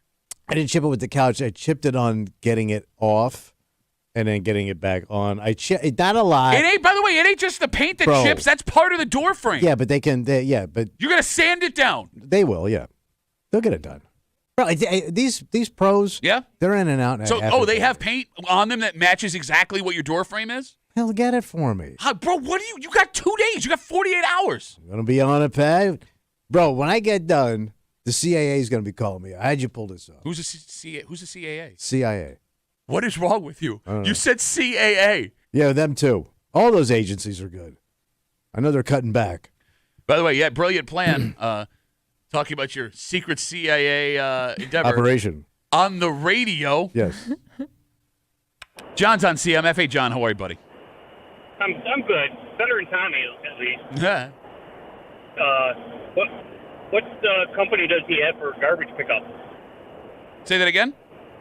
What company does he have for garbage pickup? You said you called Waste Management? Waste Management. Yeah, the big boys. Oh, he called ahead? That's what he says. Yeah, I got it all. That's why I did this. I made the call. They said put it out there. They pick it up Friday. Gone. You better hope so. That was the whole call, John? Look, if there's one thing I believe he called ahead. That's the only thing I do. I do trust him there. So you're saying if they don't pick it up, I'm screwed? Right. Not so fast, buddy. Oh, why? I can hide that thing in the woods for a couple of You're going to hide a couch in the woods. John, thanks for the call, buddy. Right now, yeah. You'll somehow manage to start a forest fire moving it back there. Pittsford burns. Tommy Muley plays fiddle. We'll take one more call. 252 WCMF. Rich has got the last word. Hey, Rich, how are you, buddy? I'm doing good. I want to be crystal clear right off the bat. I am not defending Tommy. Tommy's an idiot, and we all know he is. Okay. But if Tommy does not want to tell her the truth, he could simply tell her that he went out the front door and a gust of wind pulled the door out of his hand and bent it, so he replaced it. It's a good excuse, and she'll buy it, but he's got to pull it off. What do you think? No, but the couch is gone. No, but he's saying, like, if you want to blame something on the storm door, the new storm door. But she kind of knows how the couch. I don't think that's going to Okay, work. but Rich, let's say it did work. And look, that's a brilliant way Windy around. day. No, it would be a brilliant idea if I didn't try to pull a couch through the door. There's a bigger problem, Tommy, that There you're not always thinking is. about. There's a bigger What? problem. What? See, Rich, Tommy a couple years ago came in to the studio, and he was all excited. He had his phone in his hand. He goes, hey, guys, check this out. And he had these really nice security cameras that check out every angle of his house. Yeah, he says there's one right there. And that's what you failed to realize this entire conversation. That the second you try to lie to your wife about anything, she's going to go back and look at the security cameras. No, because I can erase. You're That's not- I can erase. You don't know how to erase. I'm going to pull a You Nixon. do not know how. Yeah. There's going to be a missing 18 minutes. Here's the other issue, guys. If Tommy's trying to hide all this stuff, or he's not trying to necessarily tell the truth, he shouldn't probably blast it all over the radio as well. on top of the security cameras, that's probably not a good way to get away Well, I with. thought you guys were all cool. You'd be on my side. Well, no, Rich, the good news is his wife's friends are too classy to listen to this show, Yeah, so they she don't won't listen. find out. Yeah. I fully understand that. Rich, thanks for the call, buddy. Have a good rest of the day. Good job, bud. All right. What? See, I I think know, you're going to have to start coming up with an apology rather than an excuse not at even this point. Get you ahead know? of it. Just get ahead of it. Get ahead of it. Here's how I know he's scared. Yeah. What is that? Like he's doing this thing where he gets mad at us again, where he does the voices with the hands. Okay. He has been calm this entire conversation. Yeah. I'm cool, man. And when Tommy gets Weirdly cool, calm, and collected. when Cool. Tommy gets calm, Tommy he's cool. terrified. He is terrified. Like we sat in a meeting Secretly one time. scared. We sat in a meeting one time where we thought we were going to get fired a couple of years ago, and he was, yes, no, absolutely. I think that is I a great am on idea. my best behavior. You are horrified right now, and you know what? You deserve it. It's all going to shake out. It's going to shake out. It's going to be There's fine. going to be some shaking, all right. What? Well, I'll just let me text my wife and see if the guest room's ready, just in case. Let's take a break. All right. We're going to have beautiful temperatures today. Yeah. Mild. Rain, what are you going to do? Nothing I you can do know. there. But yesterday it started, and it will continue today and tomorrow, and maybe the season is officially begun no matter how low the temperature gets, because there What's gets the to season? there gets to a point where men of this body type have the ability to put these back Oh, on. yes. I don't know why It's you an have, outfit. It's the official outfit. why do you have such a problem with this? I don't have a problem. No, with you have a problem But with like, this. I know the guy that invented it. You know the guy who invented. You know, fat guy in shorts inventor. I know the guy that invented this look because I never saw it before, like on regular rotation. Like that's how he left the house. We'll get into it next here in the break room on CMF.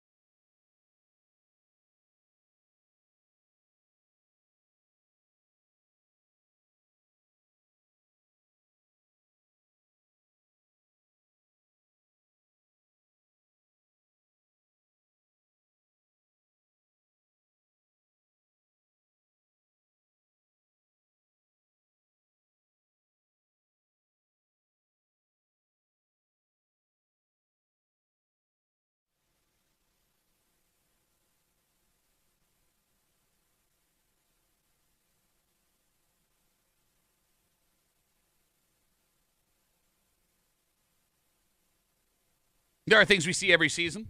Oh, yeah. We know we'll see the groundhog February 2nd. We know April we'll start to see the first lilac. Yeah. And starting yesterday, the seasonal gentleman came out of hibernation. Who's that? How warm is warm enough for you to understand why you start seeing fat guys in shorts? Knees. You're hanging out in the Season break of the room. knee. See, it's the time of the season of the knee. You're hanging out in the break room, Rochester's Classic Rock 96.5, WCMF. Yesterday, the beautiful temperature started, right? We diddled 50. Oh, yeah, we've been diddling. Yep, today we'll be in the 50s consistently. The rain's going to hit, though. Yeah. But thanks to that, we are now officially on Fat Guys with Shorts watch. Yeah. It's that time of year. Flower petals open. Yep. Sun stays out a little longer, and the large calves of men across the greater Rochester area Yep. begin to appear. And Tommy, for some reason, you've always had some weird issue with fat guys in shorts when it's cold out. It's like an official uniform for these guys. Yeah. I don't get what the problem is. Because I know you're cold. They're not cold. They're No, cold. No, because I almost think there really is no off season for fat guys in shorts. now. Unless it is like, those really, really frigid days where it's like like the wind chill is But negative they still 20. wear them, man.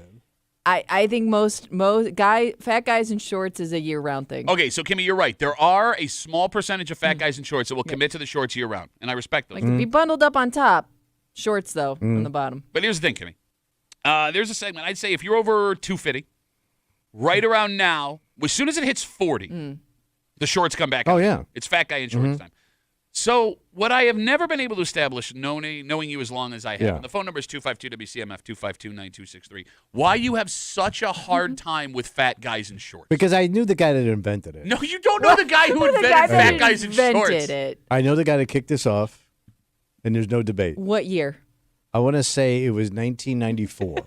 Back then, it was nothing but jeans all the time, Kimmy, before this man. The Okay, Neil well- Armstrong they called him Neil Armstrong is what they called He him. was. Well, that does kind of line up with the shorts getting a little longer, so maybe, it Those was hip-hop covering a shorts. little bit more. Stop. So is Did you all- hear what he just said? They had Hip-hop that, you know what I'm shorts, talking about, too. Hip-hop shorts? They look like gauchos, like you were getting ready to ride the range in Mexico. But yeah, so there was less leg showing with those Right. shorts. So, okay, fair enough. Maybe that's around the time that But that's when started. the first time I noticed it, and I traveled all over like you did. Sure. I never saw this look in any kind of rotation until I met Joe T. Joseph Salvador Tantillo, Did you just make up his middle name? I think so, Okay. invented this look. Because he would wear it all the time. And I would go, T, you got to be freezing cold. No. He called me every kind of, wuss name in the book. But I know he was cold. Okay. And he also had all the ink, which kind of added to the look. Well, I mean, you paid for it, show it off. yeah. Yes. So, but Joe T started that move. All right, Kimmy, I'm going to throw out a theory as to why Tommy has a problem with fat guys in shorts. Okay. It looks trashy to him. He thinks it looks trashy. Well, it is a trash look. There it is. It's a phone-it-in look. No, it's not a phone-it-in look. It's a Stay comfortable look. yes, it's a necessary look. And then he'd also wear the biker boots. Okay. You know what I'm talking about? Yeah, I know what you're talking about. So, like, you see a lot of guys who wear work boots, the shorts, Yeah.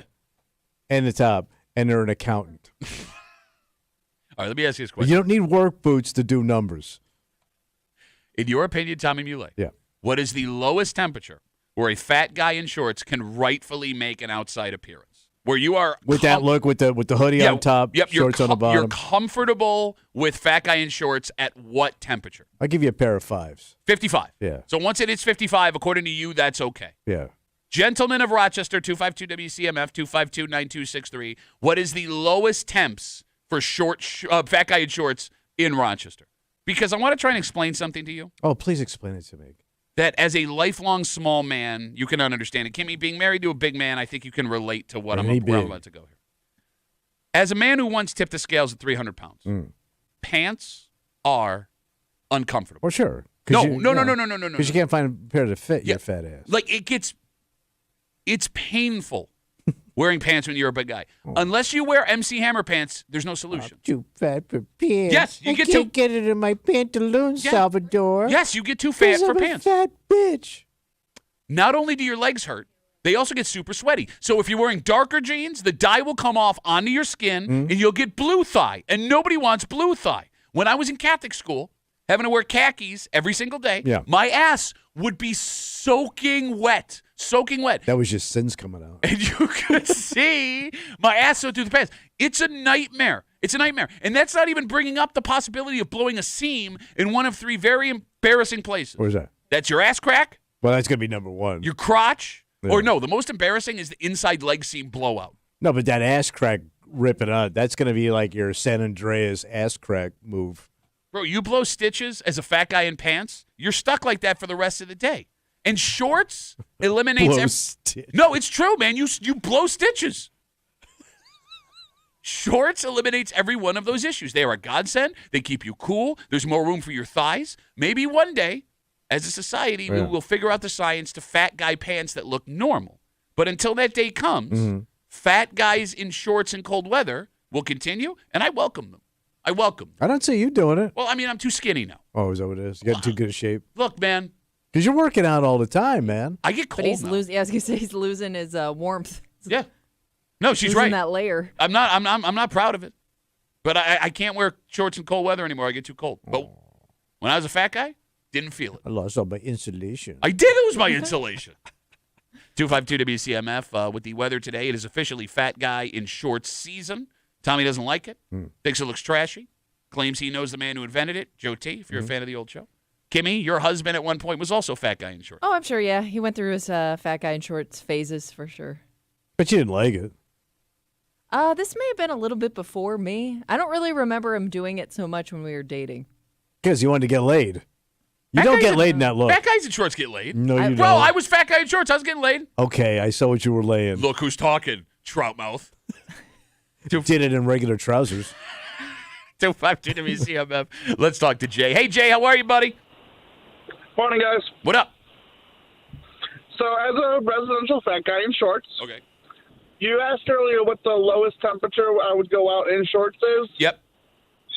I'd say 15. 15 degrees. So anything above 15, you're fat guy in shorts. The majority of the year, you wear in shorts. All right, now here's a very important question. What's that? Are you denim shorts, like an ICP fan? Are you khaki shorts, like you're going to a funeral? Or are you gym shorts, just trying to stay comfortable?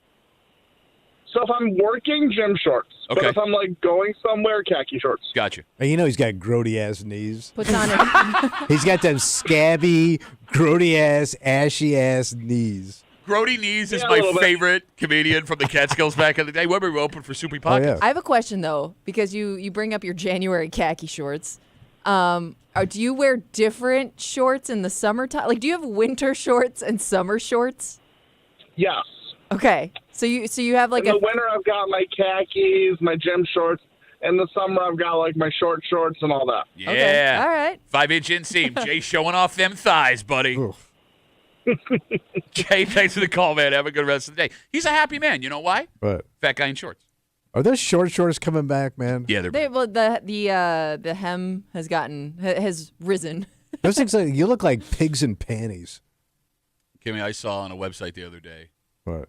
4-inch inseam. Ooh, that's You're a that's Laker up there. girl. Bro, seriously.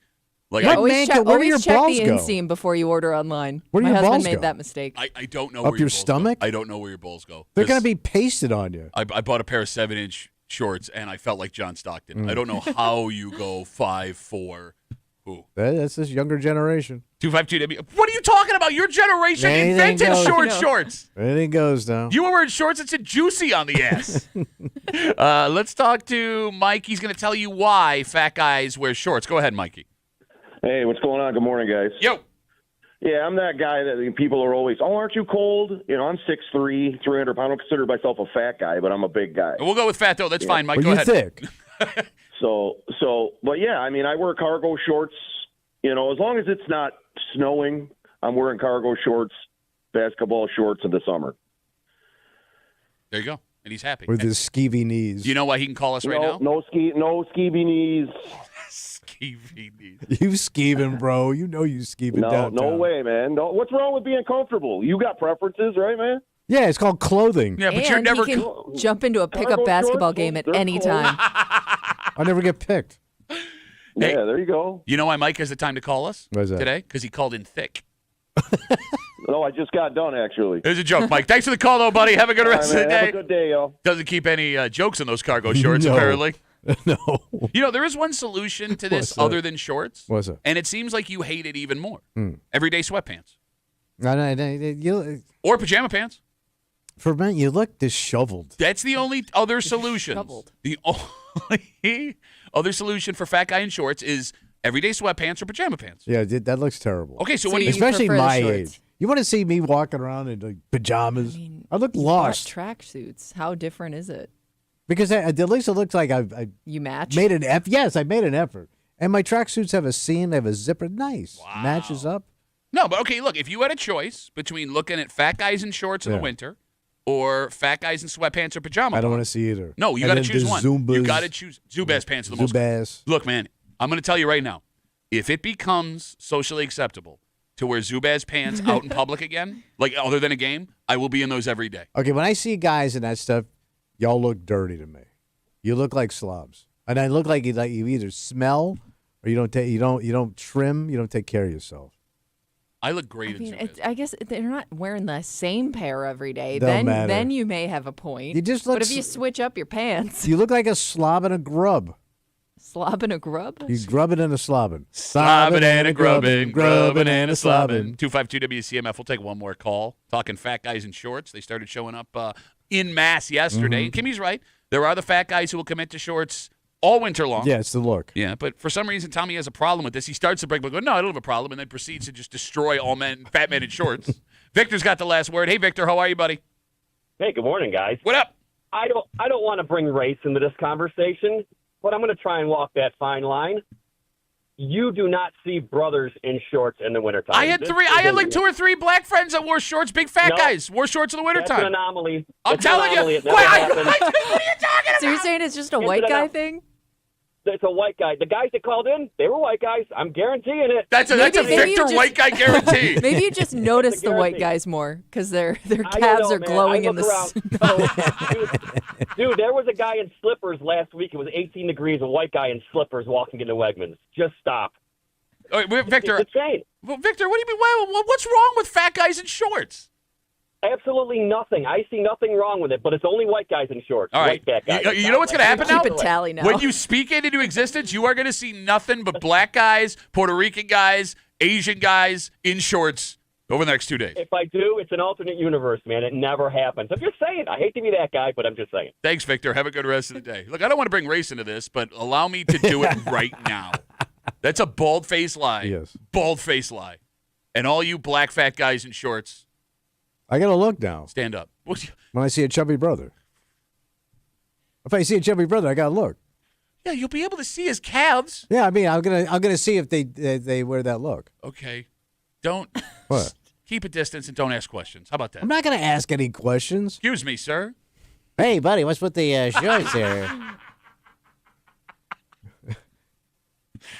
Let's take a break. Flip Wilson, he was a hell of an actor, huh? Kimmy has no idea who that is. You don't know who Flip Wilson is after all this time?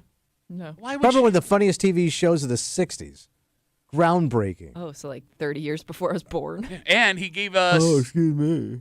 You know, You saw Paul McCartney. you know how he got his start. Oh, He opened up for Grody Knees.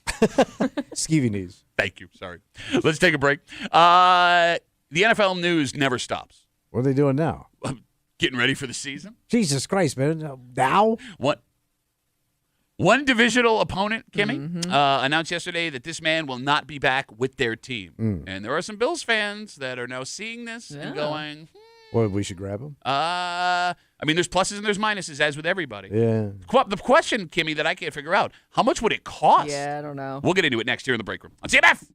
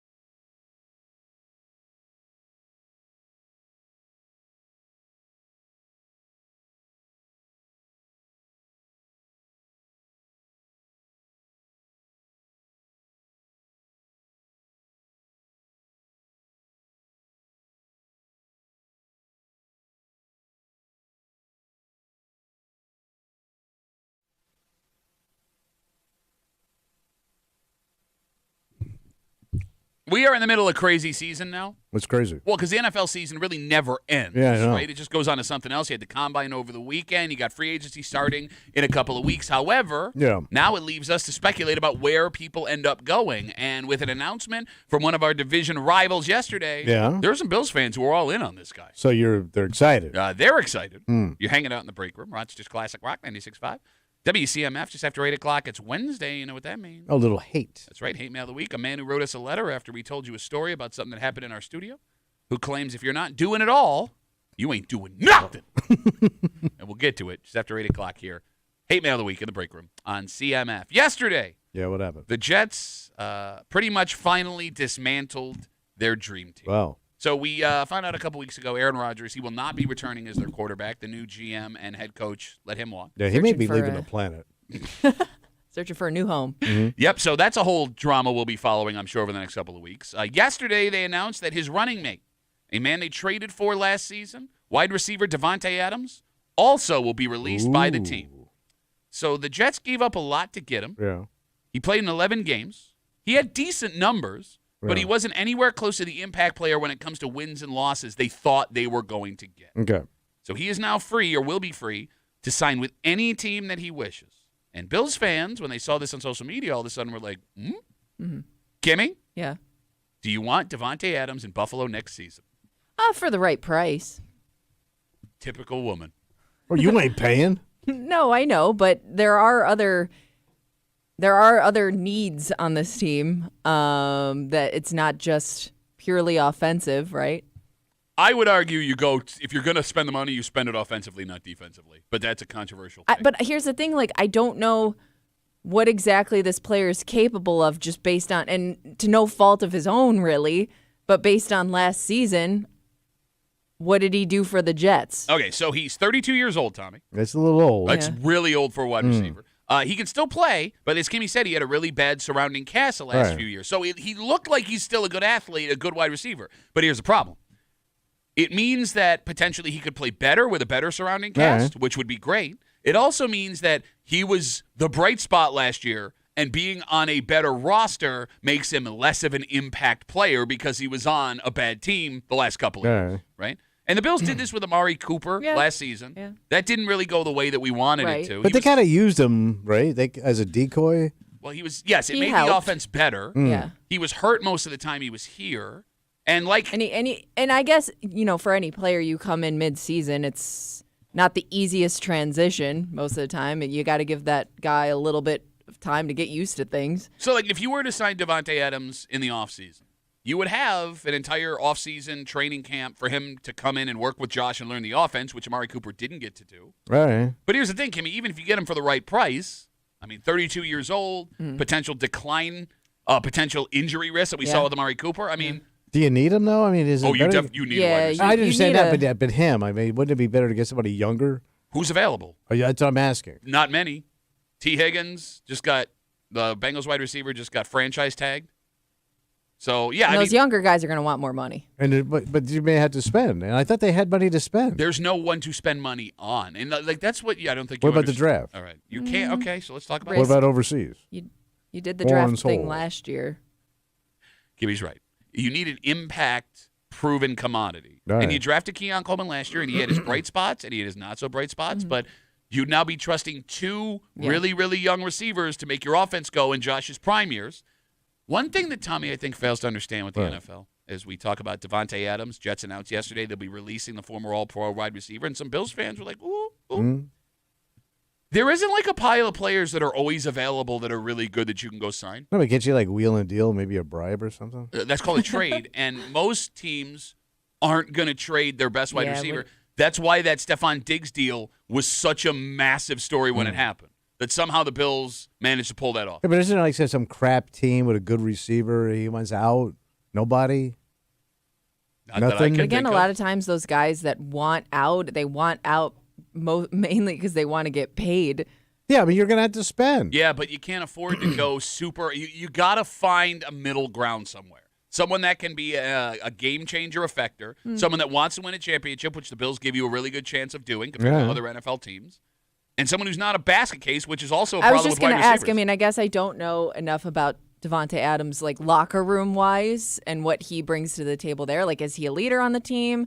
Has he, kind of just been a quiet guy this whole time? He's buddies with Aaron Rodgers, so I don't know what that means. I do love how anybody friends with Aaron Rodgers, just being friends with Aaron Rodgers, makes me people question. pause. So you're tainted. Well, no, I don't know though, because that's not fair. Because we all have friends that suck, that everyone else hates, but you he like did the move.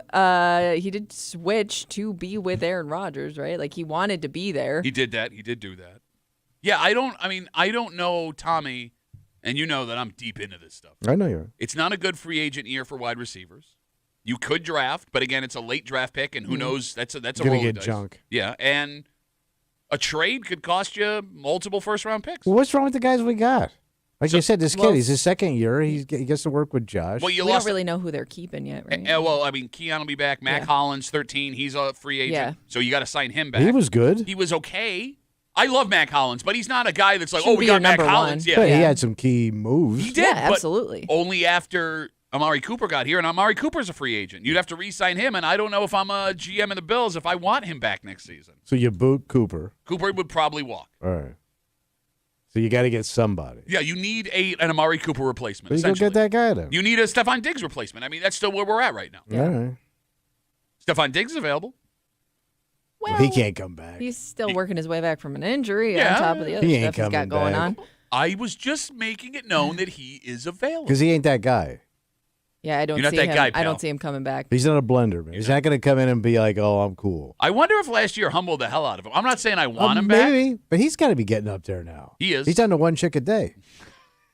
No, that's not true, remember? We just told you that story last week.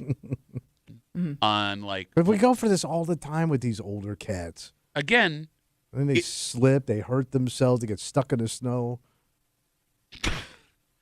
it's the older guys because those are the guys that come free. Right. Those are the guys that get too expensive, right? Like, I know Bills fans are all in on wanting to trade multiple first-round picks for Myles Garrett, right? I don't love that idea. If you're going to spend the capital, do it to give your all-world, arguably the best quarterback in the league. Yeah. Let him shine. Yes. All right. Let him go do his thing. Go spend it that way.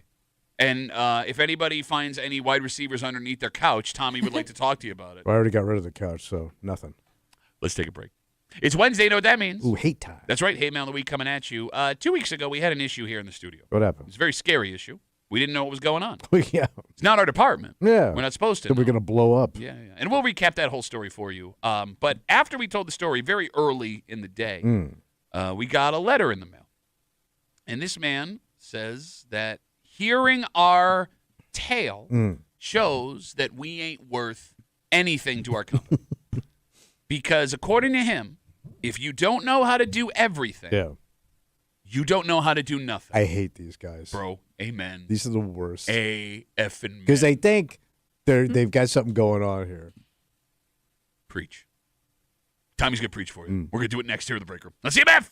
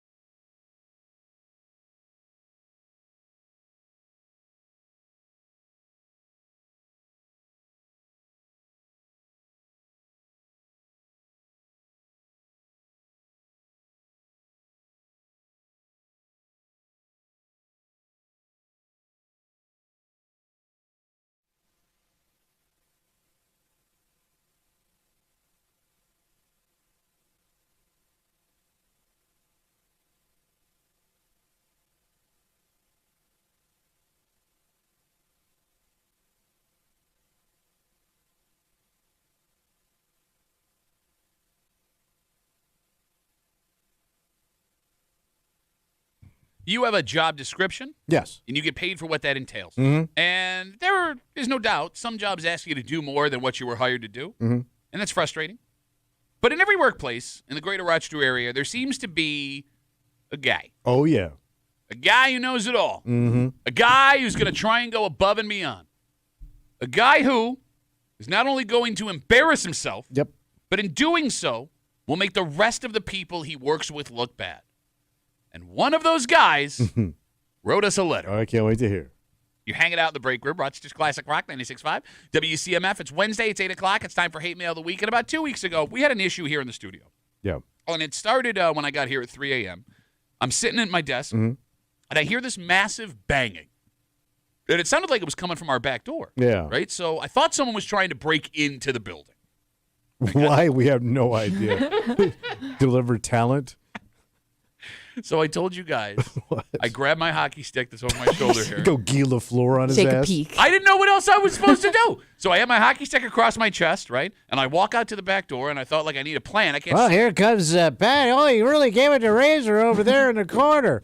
Well, he's got him up against the boiler over there. Woo, no, that's a hell of a shot right there, fellas.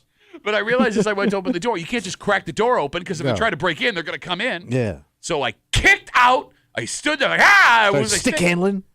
No one was there. So I called Derek, our engineer, and I'm like, hey, man, I think something's wrong. And he comes in, and he listens, and he goes, I think it's the boiler. So he then asked me to come with him into the dark and scary basement. 2 man, 1 stick. I put the stick away in that one. And Derek asked me to do that because, in his words, he wanted to make sure nothing happened to him while he was down there. Right. Which is an interesting approach, seeing if how something were to blow up, we're both going down. Yeah. So long story short, it was the boiler. Something was wrong with it. And Yeah. eventually it all got fixed. But throughout the entire show that morning, there was this loud banging and shaking right underneath the floor of our studio. And it was making us uncomfortable because we thought we might blow up. Know nothing about it. Exactly. And yes, Kimmy, why would we We don't know even it? have a guess. Well, it turns out, Tommy, What's that? this entire issue was actually our fault. Really? At least, according to a man who wrote us this letter. What did he say? Well, this man says when something goes wrong at your job, no matter what it is, no matter what your job is, it is on you to figure it out and make it better. Actual physical letters sent through the mail telling us we're suck, letting us know why we have no talent. Sit back and enjoy today's Hate Mail of the Week. We have proof that Tommy and Duffy are the biggest pansies in all of Rochester. Scared of a little banging in your building, and there's nothing you can do about it. Oh, hell no. Call the police. I heard you both crying about the loud noises in your building, and the fact that the two of you didn't know what to do shows that you're completely useless where you work. You've both worked at that job for a long time. You're telling me neither of you could go to where the problem was and figure it out?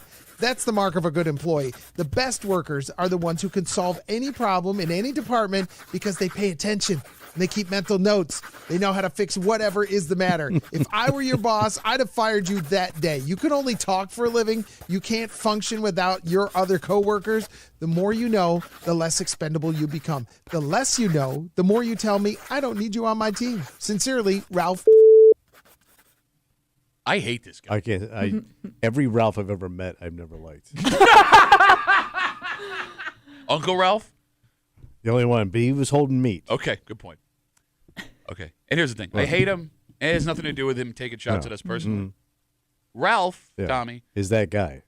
he's 100%. And even my old man warned me about becoming that guy. Oh, what do you mean? My old man always had a theory. If you're good at everything, you're going to go nowhere in a company. Did he put the stutter in there too? Well, he was a stutterer. It's like I always said, if you're good at everything. Wasn't that your mom who said that? If you're good at everything. He was good at that. I'm sorry, you were saying. No, but he was, if you're good at everything, you're just going to get used. You'll just be that guy. You're going to be the utility guy Thank you. for the rest of your life. Never be really good at a job you don't want. Because you're just going to get stuck. Yeah. Amen, bro. We see it happen over and over. You'll always have a job, but you'll go nowhere. Preach. And you'll stress yourself out doing it. Yes, because you'll be that guy Yeah, for everything. You added more work to your plate, and nobody appreciates it. Yeah. The phone number is 252-WCMF, 252-9263. Like, okay, You become invisible. You're absolutely right. Yeah. And we'll loop back around to that. But, like, what is, I guess at base level, two guys who do a radio show for a living, Yeah. right? Who, we didn't even know where the boiler was. In all I sincerity. didn't know. I've never been to the lower floor of this building, and I don't need to. How are we going to spring into action and make it all better? Mm-hmm. How are we going to do? By the way, quick sidebar: can we go off scot-free on this one? He just cracked all over us. Well, you're not going to. Yeah, I also don't know what's happening. Well, no, but it's such a scummy thing. Men need to know things. Women just sit there and look pretty. And I know that Kimmy can't do that second part, but if you're going to yell at us, By the way, I'm pretty sure the landlord was like you and I tinkering with the boiler. thank you. Also, great point. Thank you. You know, if you're not an expert, maybe Yeah. don't. Blow the place up. Yeah, Yes! don't attempt to get too involved, I guess. Oh yeah, we fixed the boiler, but you need to replace the first 3 floors of the building now. 252-WCMF. Every workplace Yes. in Rochester has a guy like Ralph. Yes. A guy who thinks he knows everything. And he's the one guy that's not expendable. Like you got to have Ralph. Well, but here's the thing. Now, what your father said in that road that we went down, I agree with that 100%. Do not learn how to do everything because you're not going to go anywhere. Right. That being said, I don't believe Ralph knows how to do everything. Because the guy that you work with Yes. that thinks he knows how to do everything does not know how to do everything. True that. In fact, that man is an idiot. Word. And he's an idiot for multiple reasons. One, you don't know how to fix whatever is wrong. So best case scenario, you're wasting your time. Worst case scenario, you are making a bad situation worse for the person that actually has to go fix it. 2, you're making the person whose job it actually is to fix it harder because they don't need your ass poking around their department and messing things up. And 3, and this is the one that affects most people at your job, What's that? if your boss believes for some reason that this guy has some kind of idea what they're doing, Yeah. even though they don't, they make everyone else look bad. Because here's the thing. You're right that guys like Ralph will never go anywhere. Yeah. But when Ralph's putting in the extra work and the boss believes he knows what he's doing, it gives the boss the ability to take their finger out, wag it at everybody else, and be like, well, why aren't you putting in the effort that the Ralphs of the world are? The Ralphs of the world. It's so counterproductive. And if you are that guy, if what we are describing The know-it-all guy. sounds like you are making life at your job miserable Yeah. for everyone else in multiple ways. Yeah. You're right. God, I hate these guys. Where does it come from? And it's always men. Yes. It's a male thing. Kimmy, would you agree with that? Yeah, I'm trying to think of an example where a woman that I worked with was that person, and I can't come up with one. It does seem women are more self-aware when it comes to stuff like Yeah. this, right? Like, I am good at what I do, and I'm not going to stick my face in other Oh, things. they'll ask for help. Yes, they'll. Yeah. And if we're wrong, 252-WCMF, 252-9263. But you're right. Not only is it only a guy, It's a know-it-all thing. Guys have to know it all. But here's the weird thing about It's a know-it-all / show-off thing too, Oh, yeah. because you want people to see you doing it. Yeah, those You're go not, hand in hand. You're not doing it without an audience. Yeah, or most of the announcing it, time. yeah. Yes. Yeah. But like here's going even past like the know-it-all thing. Yeah, every guy's a know-it-all. But like I'll give you advice and then I'll run away and see what happens if you take it. Yeah. Like I don't think any guy that gives advice actually wants the person taking the advice to do it. Because if they screw it up, it's on you. Yes. It's a weird mental problem Yeah. when you are going to expose yourself at your job to something that you are not going to accomplish No. and then brag about it. And here's what sucks. What's that? Even more about guys like Ralph, 252-WCMF, who writes us a letter telling us if we don't know how to do everything at our job, we're expendable. You need to know how to do every job. Tommy, all it takes is that guy getting lucky one time, Yep. fixing something outside of their expertise, when they fall backwards into a solution, and then it's in their head forever that they are the pro. Yeah, and that never shakes loose. That's going to be cemented in stone like those stars in Hollywood on the ground. Amen. They could go 1 for 20 on fixes over a decade, but every time it comes up, it'll remind you, well, remember I went in there and I handled it. I saved the day. How much? I always love too when they estimate how much money they saved the company. That's a great call, man. Yeah, times 10. It's so full of crap. And, like, what's more frustrating about it? Like, we live in weird times right now where every once in a while, maybe more than that, a place you work will ask you to do something that is not in your job description. And it sucks. And it's not fair. But when you get asked directly to your face, you can feel like you don't have a choice. Yeah. And that's understandable, All right. right? I get it.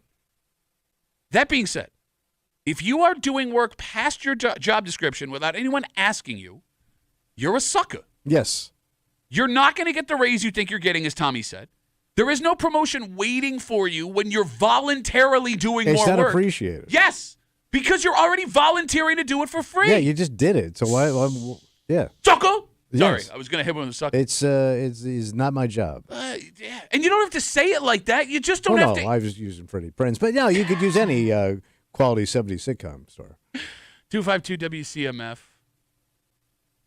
Let's talk to Dwayne. Hey, Dwayne, how are you, buddy? Hi, how you doing? Good, man. What do you got? First time call, long time listener. You know, we've been asking for a long time. When's Dwayne going to call? And I'm glad you're finally here. With boiler pipes, when you put in a low fire overnight. Okay, this is the guy. You're the guy. You, Okay. Dwayne, are that guy. Okay, the steam cools. Are you done? So any dead ends in the pipe, they form water. So when you turn it on in the morning in the high fire, the pipes are expanding, and that water is knocking in the pipes. Gotcha. Okay. So there's water knocking is what the problem is. Right, No, it's an water expanding knock. pipe, so your mom would be involved. Okay. What the hell did I do? I thought we were going to tag team Dwayne here. Now you're coming after I'm me. so done with Dwayne. Wait, Dwayne, do you work like in the field? Like, how do you know this? Yeah, I work at aid to hospitals, Okay. and we have boilers. So you work on the boilers at the hospitals? Yeah, we actually just put in a brand new steam line. Congratulations. Now, Dwayne, here's the thing, though, man. Why would I know that? Why would Tommy know that? I shouldn't know any of that. Expanding pipes? No, a lot of people don't know that. But we shouldn't. It's not my job, Dwayne. I know. That's what I'm saying. All right. Great call, Dwayne. Thanks, buddy. Have a good He's rest of the day. first. And that phone call, I think, it puts a frame, a big old golden Oh, frame it sure does. on the problem with this discussion. Because every single guy that is that guy did not hear a word we just said. Nope. Because Dwayne heard us talking about boilers when really the discussion was about don't be a dick. Right. And I'm not here to say Dwayne is a dick. Dwayne No, seems like a no, nice no, man no. who knows a lot about boilers, right? But it just completely goes over their head. Like, if you don't have the self-awareness to know you're sticking your nose in a place you shouldn't, you also don't have the self-awareness to know that we're talking about you, man. I have also found, and I'm thinking of a specific example here, the guy that jumps in to do everybody's job, Yeah. right? He kind of, in a way, makes all of his coworkers lazier.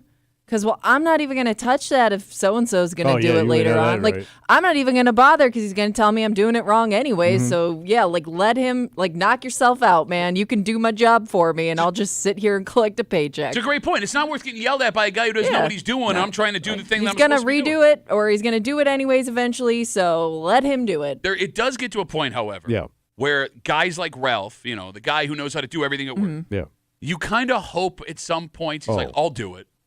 Because you Yeah, want to watch yeah. him fall on his stupid face. Yeah. I want to see it go horribly Especially if it's something wrong. I don't want to do, go for it. Look, here's the thing. Yeah. If you want to dedicate yourself to the job you do in your job description and put a ton of work in there, that makes sense. Go get it, man. That makes sense. Get yours. Yes, right? Like, maybe it works for promotion, maybe it doesn't, but You put in the effort. yeah. You start overstepping the lines of your department or your job description, you either look like an idiot or, like Tommy said, you get stuck in that job for life because of the free stuff you're doing. Yeah, you're King Brown. You've worked your way into a volunteer. Yes. Congratulations. For nothing. For a for-profit company. Yes. Great job, Ralph, you stupid bitch. Don't give it away, man. Don't give it away. That's right.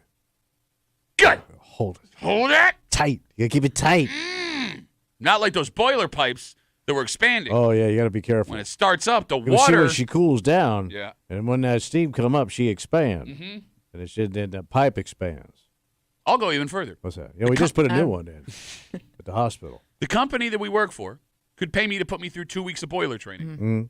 I still would not feel comfortable. I would still be sred to go down there. Oh, I ain't doing Yeah, it. everybody's life in your hands. Yeah, no, I don't want that pressure. What are you, nuts? I would say, yeah, I looked at it. It's good. Yeah, it's fine. Yeah. Yeah. All right, let's take a break.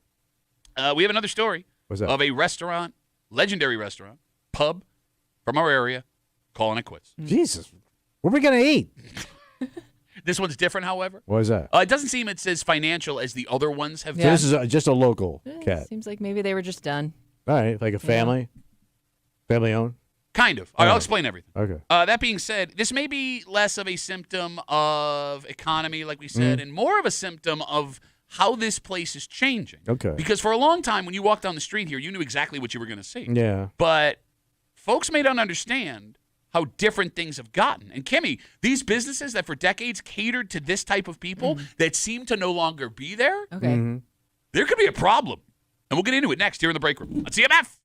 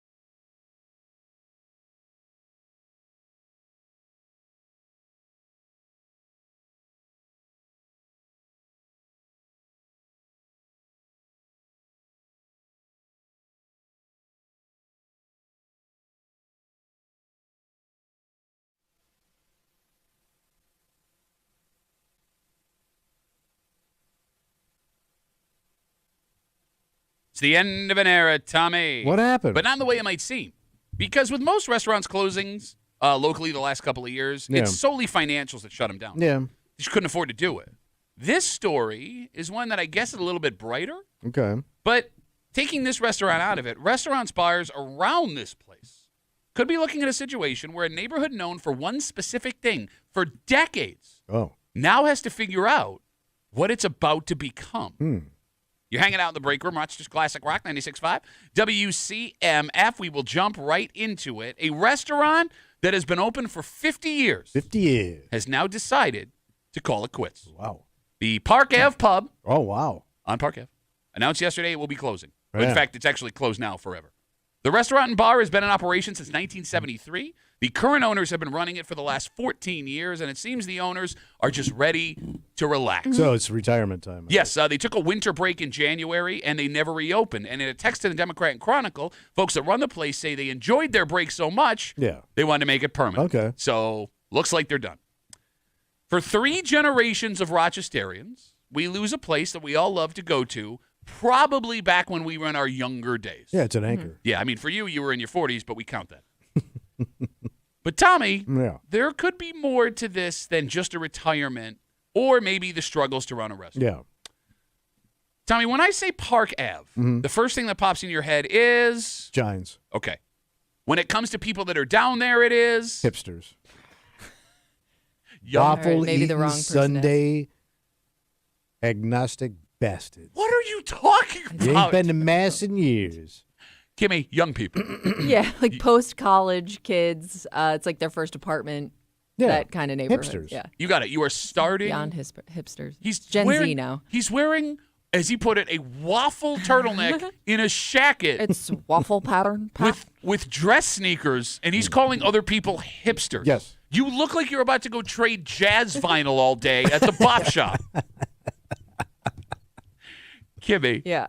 Park Ave is where people started their young adult I always felt like it. right? Yeah. Okay. And it was young people up and down Park Ave, and the businesses up and down the street reflected it. They cater to it. Yes, the bars were always full. The restaurants where all the cool kids hung out. Breakfast places where everyone would go and work their hangover off on Saturday and Sunday morning. But over the last 3 or 4 years, something has happened. What happened? The young people, they're going away. They Who moved in? migrated. The old people. Yeah. The yous of the world. Mm-hmm. The Mises. Housing costs skyrocketed, which caused rent prices to skyrocket. And all of a sudden, the 18 to 28-year-olds found themselves priced out of renting on Park Ave. Because, Kimmy, we know multiple people in that age group who decided to get out of that neighborhood only because of how expensive rent had become. Yeah, for the most part. Or like the people like my age that lived there, they never really moved out. Yeah, no, You you're know what right. I That's a mean? good point. Like there are a lot more people in like their 30s, potentially 40s, that are still in those apartments that they were in in their 20s, That's a or good in the point. same area at Yeah, least. no, you're right. You're right. Yeah. So I think you now have to wonder, and the phone number is 252-WCMF, 252-9263. With the young people, it seems, leaving Park Ave, and I know what an old man I sound like when I say that. Do the businesses that cater to them go with them?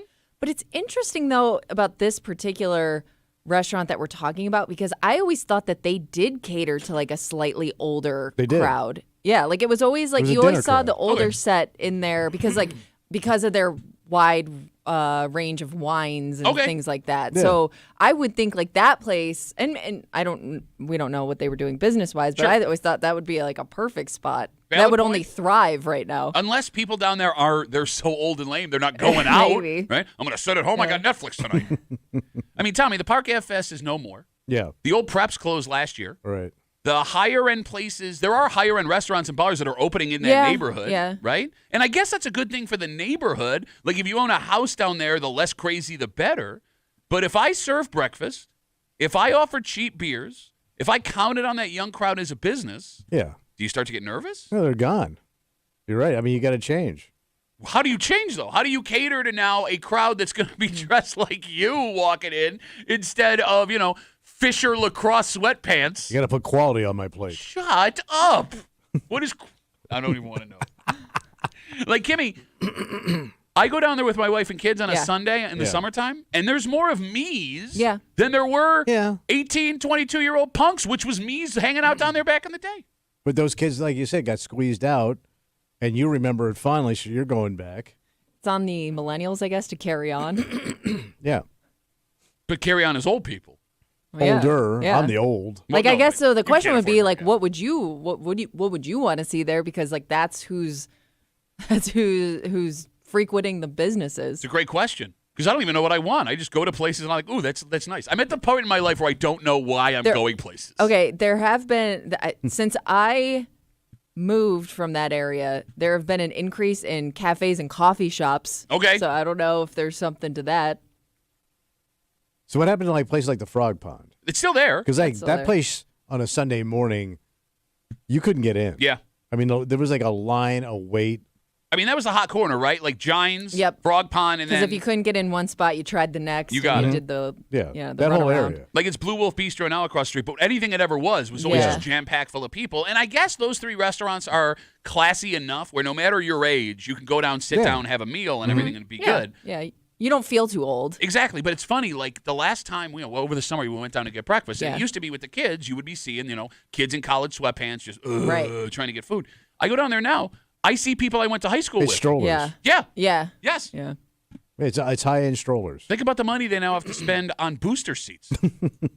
252 WCMF. It was announced yesterday the Park Ave Pub is closing forever. They've been open since 1973. The owners at least told the Democrat and Chronicle that they're just ready to shut it down. Yeah. They're ready to retire. That's the end of it. But the kids, it seems, are leaving Park Ave, and there are businesses that have been open forever on that street that cater to the kids. And now that the kids are leaving, what do you do with these businesses?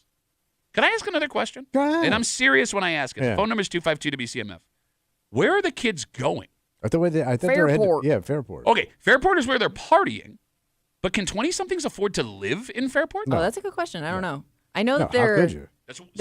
they've built more and more apartment buildings, but I don't know like affordability wise what that looks like as a 22, 23-year-old I thought they're staying at home now. finding their first apartment. Okay, that's a good point. Yeah, a lot of people are staying at home longer. And the moms make the waffles for the kids. Okay. Okay. But when they're finally able to go, Yeah. because there are still 25 to 28-year-olds, 24 to 28-year-olds getting their first apartments. Yeah, I'm sure. Where are those kids living? Ah. Like, Are they grouping up like you did? Well, that's what we did on Park. That's what everyone Yeah. did. Park Ave. But where are they grouping? That's a great question. That's a great bit. Where are they grouping. grouping? Maybe Troy could help us out. 252 WCMF, 252-9263. Troy, how you doing, buddy? What's going on? Yeah, good morning. Yo. So I don't think it's the rent because, rent's going up everywhere, and the South Wedge is the new spot. So that's the hot spot, South Wedge. That's where everybody's living now. So you find it's when getting I was younger? Coming up, it was Upper Monroe and Park Ave, but South Wedge is the spot now, and then everybody goes to Fairport, like you guys were saying. But they're all living in the South Wedge. It's just weird you're going to live in the South Wedge because there's bars in the South Wedge. Bars I loved when I was a kid, but again, I'm an old man now. Yeah. That you're going to travel all the way out to Fairport to go have a couple of beers. The South Wedge bars get busy too, but they all kind of have their own eclectic vibe going on in the South Wedge. So perfect way to put that, by the way. the other crowd is going to Fairport, but don't get me wrong, South Wedge is still packed. All right. I mean, it's funny, man. Like, and again, I have not been in this lifestyle for 20 years. But Kimmy, I remember the South Wedge being the place you went to when you couldn't afford to live anywhere else as a 18 to 22 year old. a nice area.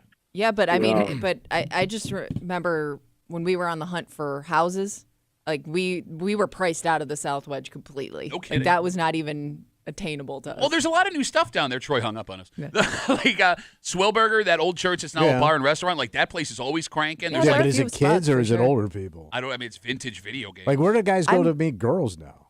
They go to Fairport? Where do guys go to meet girls? No, where do the guys if go to I meet want to young meet girls? a striking young woman, No, where you would I? wanna- Well, maybe it's Where are the just hot young things hanging out? more spaced out now. Clippers? Maybe there isn't. They didn't close Clippers, did they? You remember it was right across the street from Pins? What about Dumpers? Dumpers closed. Yeah. Oh yeah, it was at health inspection. No, I think everyone's going to Fairport to meet people. Well, that's where the Does that pretty sound girls right? are. Seems like it. Oh, the pretty girls are. Well, if I'm a young guy, Yeah. I'm going to meet hotter chicks in Fairport than I am in the Southwest. Why? It's based on the way people look. What is that? Explain. I think the let's hear this explanation. I think the sexier girls would be in Fairport over the South Wedge. Oh my God. There's Wedge chicks, and then there's Fairport hot. Bro, Don't send your children to Fairport, everybody. Especially if Tommy Muley is going to be there. Mothers, lock up your daughter. Literally, lock up your No, daughter. I'm just saying, if I this was is a where young the man, sexy chicks are. if I was a young man looking to get some action, I think I'm going to meet a fun, hot-looking chick in Fairport. I don't know. I would hang out at Lux a ton when I was a kid on South. Down Yeah, but there that was 20 years ago, man. It's still At this there. point. And what I'm saying is the sexiest women. I mean, great. There's different levels of sexy. Stop saying sexy women. I will not say. I will not stop. The sexy girls. When I was that age, I mean, like, Yeah, there were. I really enjoyed the women at Lux. I'm sure you did. Really but enjoyed there were so many places to hang out in this town back Yeah. then. They were But, dangerous. You know what I'm saying? Oh, yeah. Well, maybe Fun the- danger. Maybe that's part of it. got a Maybe tattoo. Maybe there are still like the young crowd in all these neighborhoods we're talking about. There's just not like one central place. It's just more spaced out. It is weird though, right? Like, I mean, I know that times change and we all get older and kids find different stuff to do. I'm sorry. Wow. You know, you talk about Clippers. Dan Johnson. I'm sorry, I said your full name. Wrote us on Instagram. What did He he just say? sent me website for a bar in Onondaga County called Clippers. This is really? It's called Clippers Tavern, and it's the oldest bar in Onondaga County. Oh, it's an old Clipper. It's like it's supposed to be a boat, Oh. but it exists. All right. So if you want to Okay. have a beer, At Clippers? we can head on down to Clippers. Get a pint? I'm sorry, I completely lost track of where I was don't going there, remember Kimmy. I'm either. sorry. No, I guess what I'm asking Yeah. is like, South Wedge comes up in that phone call there. It also does feel like kids are getting cheaper apartments in the suburbs, like those apartment complexes, yeah. Kimmy. Yeah. I mean, that's a way less fun coming of age situation. Oh, sure. Because there was this romantic feeling of living down on Park, Monroe, Whidden, South You felt Wedge. like you were in a city. Well, You know what I mean? you were. But I mean, like you felt big city. When you went outside, you felt like the sun was shining down in your face. Things were walkable. Yeah, I mean, you felt like you were living in a major metropolitan area. Okay. You know what I mean? You're there around was- a ton of people all the time. Yeah. There was that. I guess what I'm saying is What's that? there were kids you knew from back in the day in your neighborhood when you grew up there, right? There were kids you made buddies with at the bars because you saw them there all the time. There were girls you kept coming across over and over again in different places. And every couple of years, it almost felt like there was a new graduating class. No, like, yeah, that's the way it was. Yeah, you aged out of it and a new group would come in. And you spent a few years down there and you met someone down there and then you would settle down with that person and move to the suburbs and some other 22-year-old would come in and take Yeah. your spot. Like it, I mean, bohemian is a weird way But to you put it. became metropolitan. You learned how to walk in slip-on shoes and how to wear a belt properly. Coming across all those people. You finally started buying your cologne at Macy's. You had a lot. You had a lot of like-minded people your age, and it led to a lot of fun. You grew together. Yeah. Yeah. You don't get that. That's a shame that that's gone. And that's just it. Like if you're living, you don't get that when the floor of your Tri-Light apartment complex you live in has a mom with 2 kids next door, 2 70-year-olds, 2 Telling doors you down, to keep it down. and then a 36-year-old guy who's really into samurai swords who lives by himself. Because that's what you get Yeah, it's in those arranged. places. Like there's no sitting on the porch, Yeah. hanging out, having a couple of beers. Let it There's laugh. Well, you bring up the beer. I mean, but we've talked about drinking with the younger set is also down. Yeah. Right? So, Yeah. I mean, that could also lead to less interest in going out to the bars and being in that scene. I used to love drinking with the young people. But No, you did, and that's what's creepy about it. That's you had fun. Yeah, when you lived on Park Ave, you were, what, like an average of 10 years older than most people in the bars you went to? So I moved here. That's right. I lived on Park in Raleigh. I was 34. yeah. So 10 to 12 years Yeah. older than everybody else. Yeah. Hello, fellow teenagers. I had fun. I had my fun down. No, I'm sure you had This fun. is I met where some the young sexy people. girls are at? Think about all the bouncers, Kimmy, that had to keep an eye on him for all those years. Hey, Oh, wow. hey, give it up, right there. Right there. And it would lead to bad decisions. Oh, yeah. Like, for example, a woman on the east side who is in some serious trouble after an arrest, according to police. Oh, what happened? I mean, look, it's not good. It is something you could chalk up to younger hijinks, although this Okay. woman is not younger. But I will say this. The way she was caught and what she had in her possession, I don't think you're using this right. Okay. And we'll tell you what it is next here in the break room on CMF.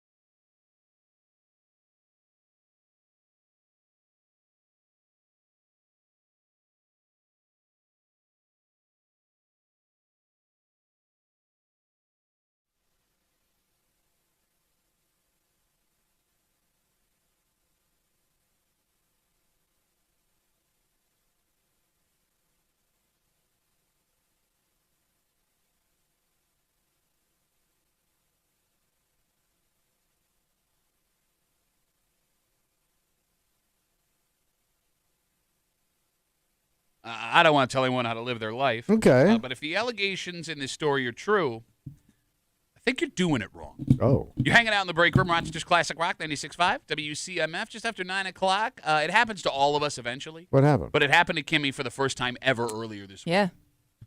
Because you had a came to a realization. You had a little issue at your house. Uh-huh. And this thing fell out of your mouth. Yep. And you believe this. Just based on my history with this thing, I've never had this happen before. Okay. Kimmy is now at an age where she longs for the days of simpler times. What happened to the hairdryer? But here's the thing, Kimmy. Yeah. This is another first for you as well, because you are remembering something that never existed. Oh. And we'll get into it just after 9 o'clock here in the break room on CMF. This story comes to us from Penfield. 1:30 in the morning. This happened a couple of weeks ago, but we're just finding out about it now. A woman was found asleep in her vehicle at a gas pump. Why are you laughing? She's waiting for it to open? I don't know. We're asleep in her vehicle All right. at a gas pump. 1:30 in the morning. 1:30 in the morning. At the pumps. You got it. At the physical pump, Right. she is asleep. So somebody found her, and they called the cops. Yeah, you probably think she's dead. So the cops showed up, and Yeah. she was not dead. She was woken up. All right. Now, Tommy, you see a story like this, and your first thought is... Oh, she is wasted. So here's the thing. I'm thinking she's drunk. Here's the thing. Right. There is nothing in this story No? that suggests that she was intoxicated. No Okay. charges. She's not facing any charges for being intoxicated. However, she is facing a charge. Was she in trouble? Well, when police woke her up, they say that they found her in possession of cocaine in her purse. Oh. Well, she should have taken some. She would have been more alert. Thank you. She would have heard the cops coming. Yeah, You're doing it wrong. Yeah, I was Yes. going to say, well, you definitely know she didn't use it. What the hell was going on? Man, Were a you... little bump would have got you out of this situation. No, hold on. Let's not encourage people to do cocaine. I'm not. I'm just saying, I'm just saying it helps. All I'm asking is, if the only illegal thing on you have is cocaine, how Yeah. the hell did you fall asleep? Yeah. Were you saving that cocaine for later? She didn't read the instructions. You're going to sleep it off, and then, I'm going to take a nice nap and then use this cocaine. You also took how did you fall asleep at the gas pump? Yeah. So I'm guessing like you pulled up thinking they're not open yet. Oh, I'm close low. your eyes. I'm just gonna wait till they open at 7 o'clock in the morning. Or, that's actually a decent theory. That makes 'Cause sense. why else would you be parked there? So is it not? I just assume this place is open, but that's actually not a Most bad of the theory. joints are closed overnight. Am I not allowed to just park anywhere and sleep? No, I don't think so. Well, I never thought. I mean, it's private property. Okay, now you sound like an old man. Private property. They got cocaine to get out of here. Well, and was she pulled up right at the gas pump, too? It's a very simple story. I'll give you everything I have. You ready? Right. At 1:31 a.m., 36-year-old woman was asleep in her vehicle at gas pumps. She was found in possession of cocaine in her purse. Deputies arrested her and released her with an appearance ticket. All right. So I didn't think of the whole, I'm just going to sleep it off for a little while here. Does that Yeah, 'cause need let's say gas she's low on gas and Yeah, it she's could got nowhere be. else to go, so Yeah. I'm going to close my eyes for a bit. That changes the whole story. But you pulled right up to the pump. Well, she's ready to go Yeah. second it opens. Okay, now I kind of feel bad for her. Well, it's a 'Cause, sad story. It's not a Well, look, yes, 36. A little pathetic. Okay, well, okay, you of all people. Me, you. yes, I know pathetic. Let's not pretend like you didn't still have some of that stuff on you at that age. We just found out you were living on Park Ave at 34. I do wonder, though, unless she, was acting strange. She was sleeping. Why would you search her? That's a good question. I don't know. Because, if she woke up and she's like, oh, I fell asleep, I wonder, what cause they would have to look further into it. I mean, unless they thought she was drunk. I don't Yeah. know. I mean, Well, yeah, Okay, you may true. want to pull her out and talk to her. all you would Right. have to do is consent to a search. But then Yeah. again, I don't know why you'd consent to a search if you knew you had cocaine Unless in it your was purse. sitting out. It said in her purse. In her purse, okay. Yeah, there you go. No, All right. I don't know if you need a warrant to go into a purse. I'm not a lawyer. I don't know. I'm not sure. I would imagine Okay. you would, right? Unless the purse is open and I could see in it, Could and be. there was cocaine sticking right out of it Mhm. for easy And you labeled access. it cocaine or booger sugar. 252 WCMF. Again, we're talking about this 36-year-old woman. She was found, according to police, asleep in her vehicle at gas pumps in Penfield. Police woke her up. Didn't write her for being drunk. No trouble there. Didn't get her for being under the influence of any Yeah. drugs while driving. But she was found in possession of cocaine, according to them. She was arrested, released with an appearance ticket. When you are holding something Yes.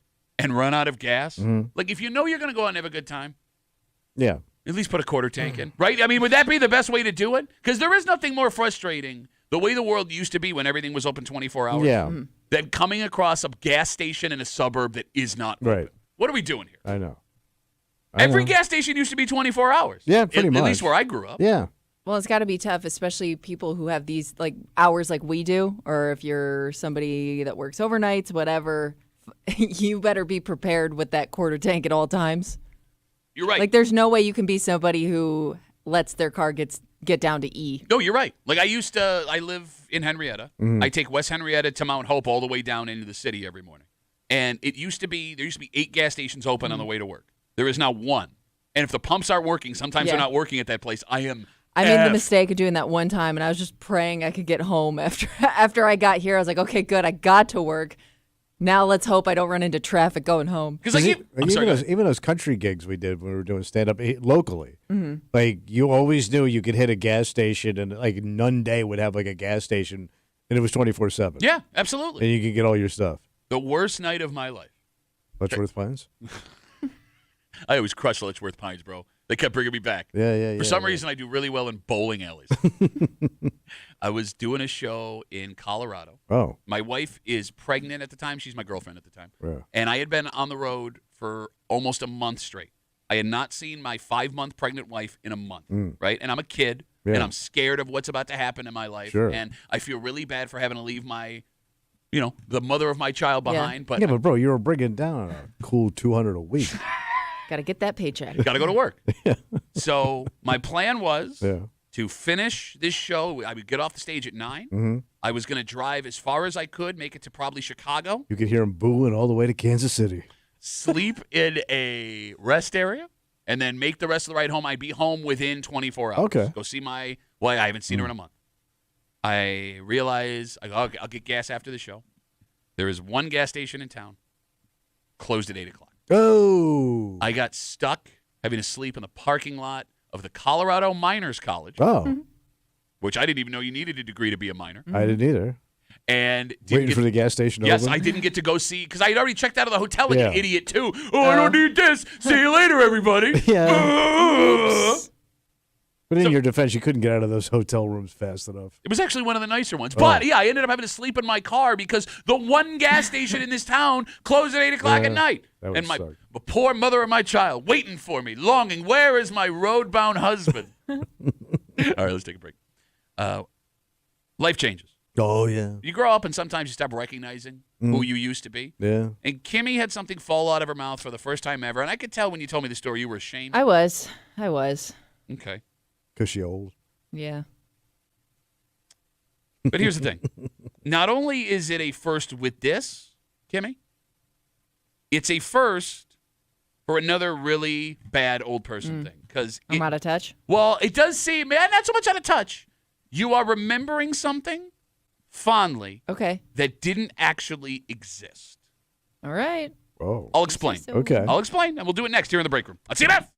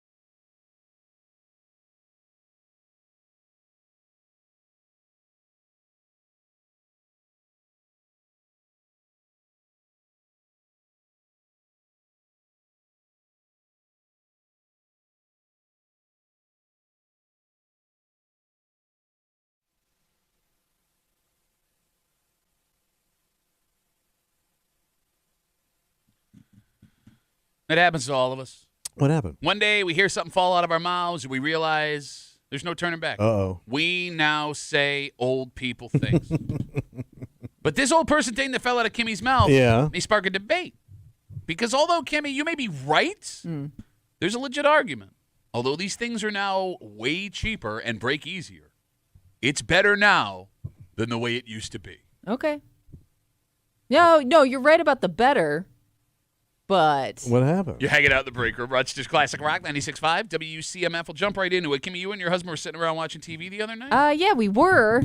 And then for the first time in my life, the TV just died. Oh. It just shut off, and it didn't turn back on. It affected her husband so deeply, he sent me a Snapchat about it. Really? TV died. What do I do? So it croaked. Is it right? old? No. So that was the weird part is this TV, we bought it when, like, just after we got our house. So it can't be more than 3-4 years old. All right. And it's just like your standard, like, flat screen? 50-inch flat screen TV. All right. Okay.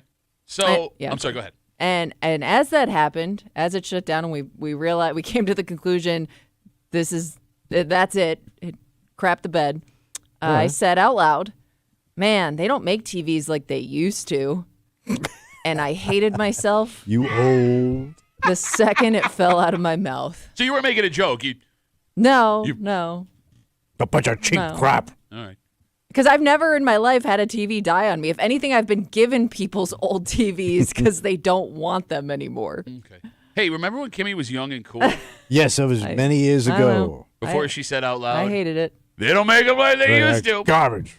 Now, I mean, Kimmy has now been alive long enough to remember things the evolution way, of television. Well, no, just anything the way it used to be. Like you've reached the first point in your life where you have memories of now and used to. Yes. All right, so Kimmy, what do you remember about TVs the way they used to be? Okay, so for instance, we have a television in our garage. It's like maybe one of like the first versions of a flat screen TV. Okay. That used to be my father-in-law's. And that thing's still kicking after almost 30 years. 30 years. Probably 25, 30 years that the thing's got to be. Okay. And it's up. You should watch this Gunsmoke on It's it. heavy as hell. Like, it's impossible to move because it's just going to permanently an stay in our TV. garage. All But, yeah, it still works. I mean, that would be... solid state, Pat. Made by Quasar. So here's the thing. Kimmy's not wrong. I mean, Tommy, you remember TVs, they were indestructible. Yeah. Back in the day, like your grandparents had a TV. It didn't move for 35, 40 years. You got it. Like, no one got rid of a TV. No, because you used to. I can remember as a kid having to go get tubes. Yep. That's old school, man. You had to go get the new tubes. Hey, you blew a tube. But and that wasn't even your mom doing her job on Saturday when the tube family came over. But even when they would break, like those old TVs, sometimes they would just like start working again. Yeah, you could bang it. Yeah, like there were things you could, or at least you thought you could do to make it come back to life. Yeah. I have vivid memories of as a kid. We had one of those big set-on-the-ground TVs. Yeah. You know what I'm talking about? And it would stop working, and then we would have to put the little TV that was working on top of the big TV that was broken. The TV pyramid. And then after a week or two, the big TV would just start working again. Yeah. Nobody did anything to it. It was like magic. And it would be fine for a few months. It was built so well, it figured out how to repair itself. Yes. Self-healing TV. You got it, yeah. And here's the thing. The phone number is 252-WCMF, 252-9263. It can be very frustrating, Kimmy, I agree. Knowing how well things were made back in the day. Quality. To deal with stuff like this when it happens. Yeah. However, Kimmy, I don't think this is just the first moment you said out loud, they don't make it like they used to. It's the first time I remember saying it. Oh, no. I agree. It's the first time you did it. I'm saying it may also be What's that? the first time Kimmy is now remembering something different than it actually was. Okay. Okay. In 1985, Tommy, do you remember what a TV cost in the late 70s to the early 90s? A few $100. Okay. In 1985, a 20-inch color television, on average, cost $500. In 1985, 20-inch color television. Adjusted for inflation, today, how much? That 20-inch color television would cost around $2,000. God damn. For a 20-inch TV that's smaller than your computer screen if you're at work right now. Yeah. And you only got 3 channels. Mm-hmm.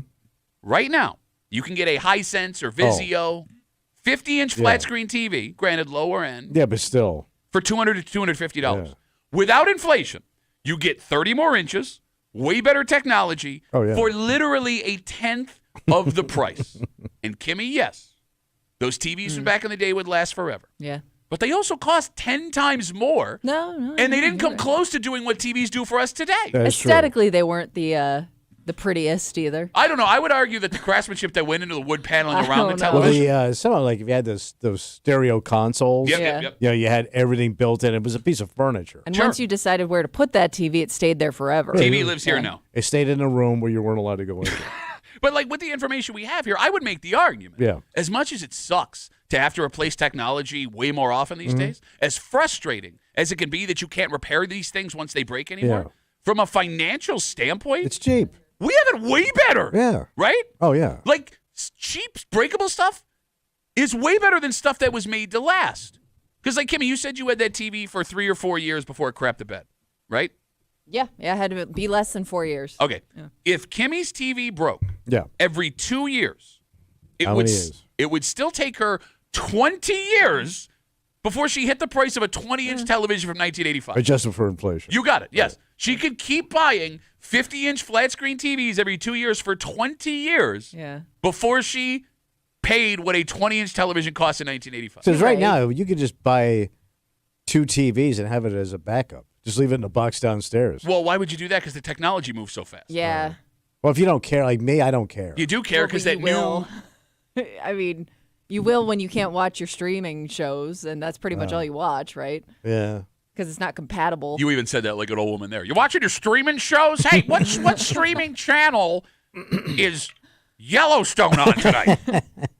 But at the same time, like It sucks. it is kind of more of a pain in the ass though than you're saying it is, only because you got to worry about, you can't just like curb that TV. You got to take it somewhere to dispose of it, probably pay to dispose of it. And it's just a whole hassle of like It does suck. replacing it every few years potentially. Look, Like I my mean- mother says, the TV always breaks when you're watching it. I mean, it is true. Yes. Also, a watch pot never boils. Mm-hmm. 252 WCMF, Kimmy's TV broke. All of a sudden, had it for 3-4 years. It's the first time in her life a TV ever broke on her. And she's not wrong. I mean, TVs used to be indestructible, but out of her mouth, not making a joke, falls, they don't make them like they used to. And although they don't make them like they used to, I would argue that the system we have now, although probably way worse for the environment, for our wallets, entertainment value, way better. True. Like, Kimmy is longing for a time that actually would have sucked to have to live through again. Let's talk to Christine. Hey, Christine, you're on CMF. What's up? Hey, guys. My mother is 89. She has the old console TV, the big long one. My parents got married in 1955. She still has it. It still works. She just bought a new TV 2 years ago, and it died. Okay. Yeah, but so does she. So, I mean, it's all going to work out God's fine. sakes, man. Everybody will be in the landfill. Hey, now. My mother is 89, and she still knows how to use a remote, so I'm proud of her. Well, she's better than Tommy. All right. I mean, yeah, I get what you're saying, Christine, but what did that TV cost her that died 2 years ago compared to adjusted for inflation, the 1950s TV? That TV, my mother sold her house. We found the receipt for that TV, her hot water heater, and her furnace. That TV cost her $112. All right, you said that was 1955.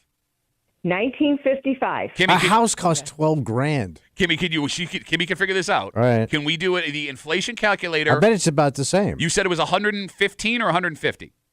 $112.67 if you want to be exact. $112 in 1955, Kimmy, when it comes to inflation adjustment equals today. I bet it's a G. Noises? Oh, it's over a G. I bet you it's like 4G. Yep. $1,332. You nailed it. Okay. 55 cents. Now, when they got this, and when they had replaced their hot water heater in their furnace in 1970, it still was working. That together, they got a deal for it. Cost them $395 for the hot water tank and the furnace. Man, you're gripping it at chintz.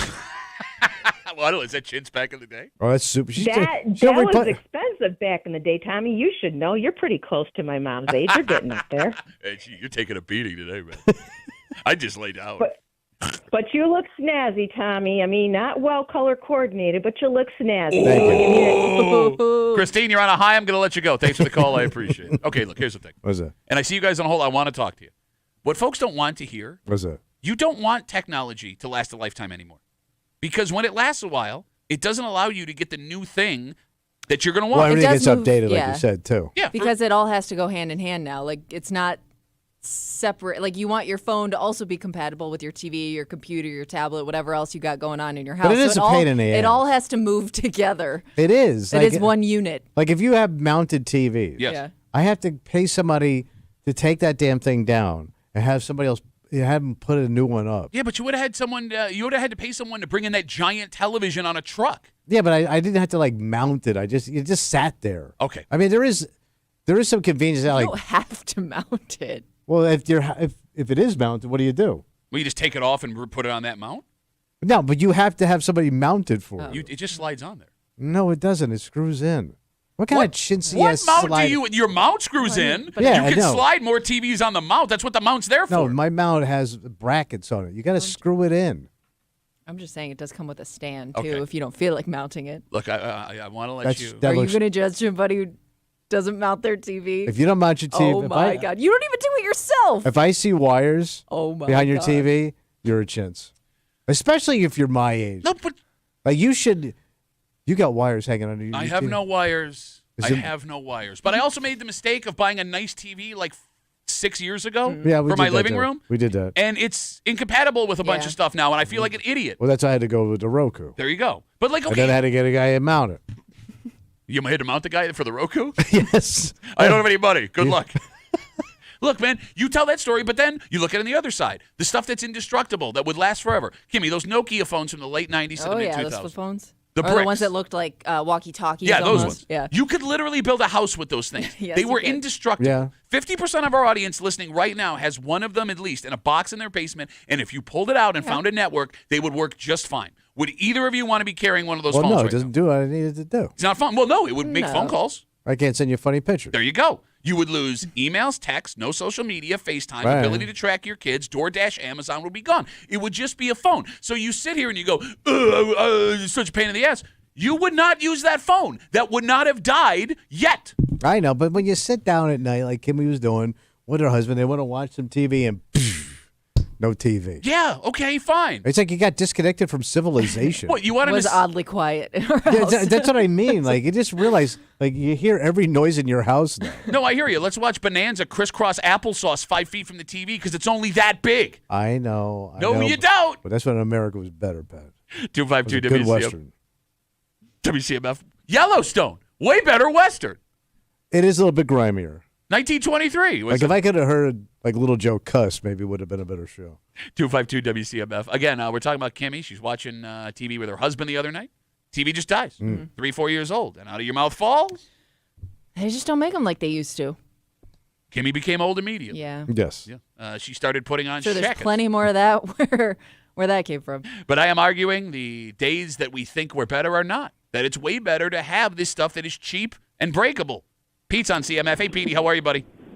Hey, good. When you brought up the technology and the TV, that's where I was going. Like, we had our first big screen TV we bought, 7-8 years ago down in our bedroom.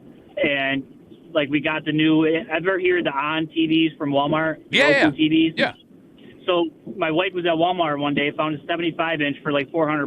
75-inch? God damn. $400, Tommy.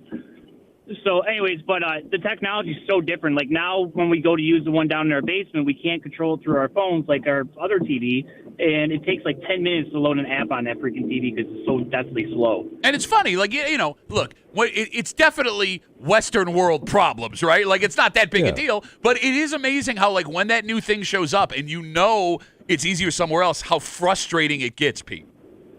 Oh yeah, and then I have to agree with her. Stuff is not made the way it used to be. We had a refrigerator or a freezer crap out within a year, and we ended up losing $500 worth of food.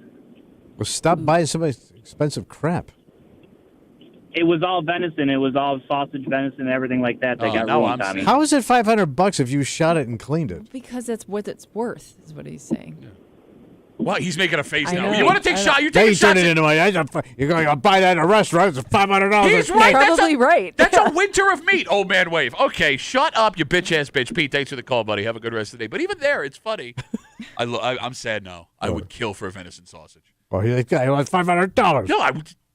Oh, fillets. But everybody in this conversation is doing the same thing. What's that? You go, I love the technology, and you're right, and it's so much cheaper. And then you tell a story that completely contradicts what you just said. Everybody has done it so far. Yeah. 252 WCMF. Let's talk to Larry. Hey, Larry, how are you, brother? Wonderful. How you doing today? Good, man. Hey, I wanted to get a little nostalgic. Tommy will remember this. You were talking about the old school televisions that were like basically furniture. Yeah. Tommy will probably remember the television with the built-in radio and a built-in turntable. Yeah, the console. It was a stereo console TV, yeah. Huge. They were huge. I have no idea what they cost, but I just thought I'd chime in on that because that was definitely furniture. Larry? And he had plants and... Go ahead. No, I'm sorry. Go ahead. I want to hear about your plants, buddy. Go ahead. I was just going to say, you can put plants and lamps and, God knows, pictures of the family on top of it. And snacks, drinks. You have your Playboys underneath there?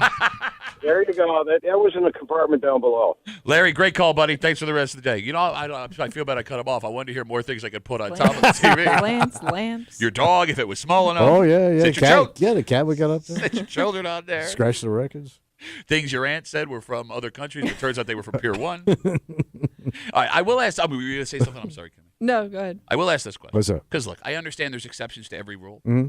Are there older things you want to have in your house because the way they were made back in the day, they would still work better today? Because You never got rid of them or you brought them back? You never got rid of it and you're super happy, or you found one of these things at a thrift store, at an antique shop, and you brought it home. Because there is one product you do hear all the time that works better made back in the 50s, 60s, and 70s than today, the vintage fridge.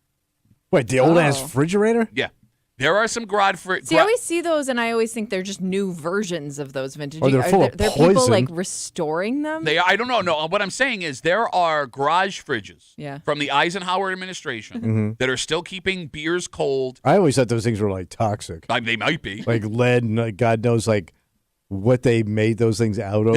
They might be toxic, but they still exist. Okay. And they're holding beers in the garage. But with the rare old lady exception, like nobody wants like an actual 1950s fridge in their kitchen. So when I was my second wife, all her aunts and uncles were from the old country. Okay. They came over here as kids from Sicily. She had an aunt in Irondequoit. She had an old washing machine. This thing had to be post-war. Like 40s. Yes. And it was a tub, the tub style, and it had a wringer. So it had a hand crank wringer that you had to like wring out your clothes in. It had no dryer. So you had to hand crank the clothes dry, and then you hung them up. So you wring them out on this wringer, like a double rolling pin. Sure. And then you hung them up outside. This thing had to be at least 1945, 46. And what year did she still have this? This is when I was married to her. So this was the 90s. That machine is still around. Really? The marriage tanked. I ended up going through the financial ringer. But I'm serious. Like I looked at this thing, I thought it was a museum piece. And she goes, no, that's her washing machine. Okay, like why would you want to do that? Why would you want? And I get that you get used to your own technology if you don't You have want to a change hand ring? Thank you. Like no dryer, and then that go sounds outside and awful. hang it out. She'd hang them in the basement. You and think stuff. someone would have just bought her a hand dryer for her hair and just point that at the pants Bro, for a these little old Sicilians, they don't spend. 252 WCMF. Let's talk to Teddy. Hey, Teddy, how are you, brother? Good morning.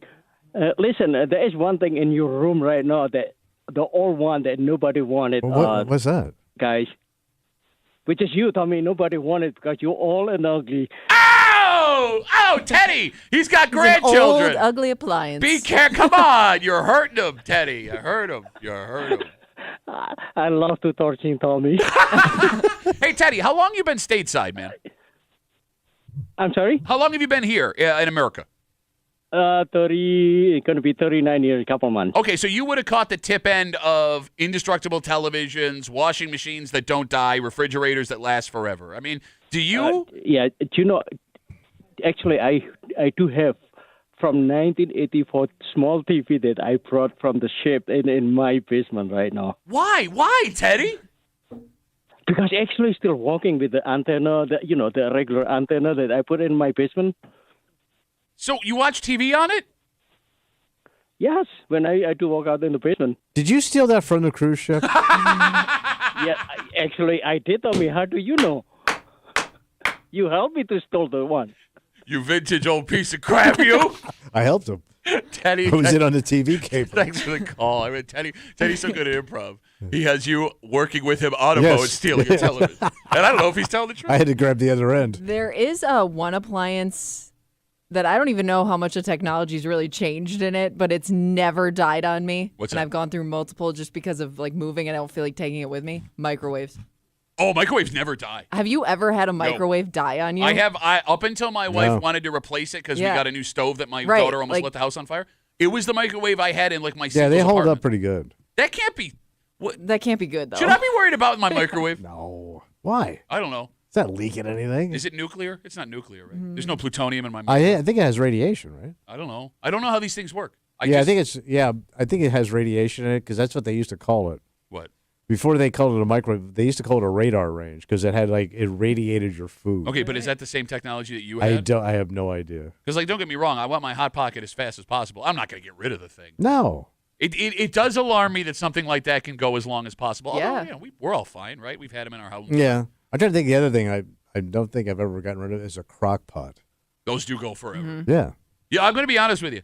The browner, the shade of the outside of the crock pot, like that 1970s brown, the more I know this food is going to be amazing. Okay. No? You disagree? I mean, I think it works the same. Yeah. So Are just those warming stuff up. Those flower patterns on the outside, you know what I'm talking Yeah, I know, about? yeah. 252 WCMF. Again, Kimmy, out of her mouth falls. They don't make them like they used to after TV died the other day. We got people writing in stuff that's better now, made back in the day. They bring up the record player, hi-fi stuff. Okay. Well, if you're vinyl, yeah. I mean, I know people are going out of their way to buy that stuff, but it does feel like that's more trendy than functional. Yeah. Yeah. Rich writes us, wood furniture like tables, chairs, and bookshelves. You don't come across that stuff anymore. Everything used to be made by hand with rare exceptions. Like solid wood. Yeah. I mean, he's not wrong about that. Yeah. So like my parents' old furniture. Yeah. And it weighed a ton. But it was beautiful. It was beautiful unless you owned a dog. Okay. So dogs love to chew on that stuff. Like if you had a dog, every leg of your furniture had bite marks on it. Yeah, that furniture sucked. Man. I don't know, man. Like you had to polish it and clean it. For as busted as we were, Yeah. like I remember having this coffee table that was like, I don't know, probably the length of this Yeah. table, long, like a football field. Yeah.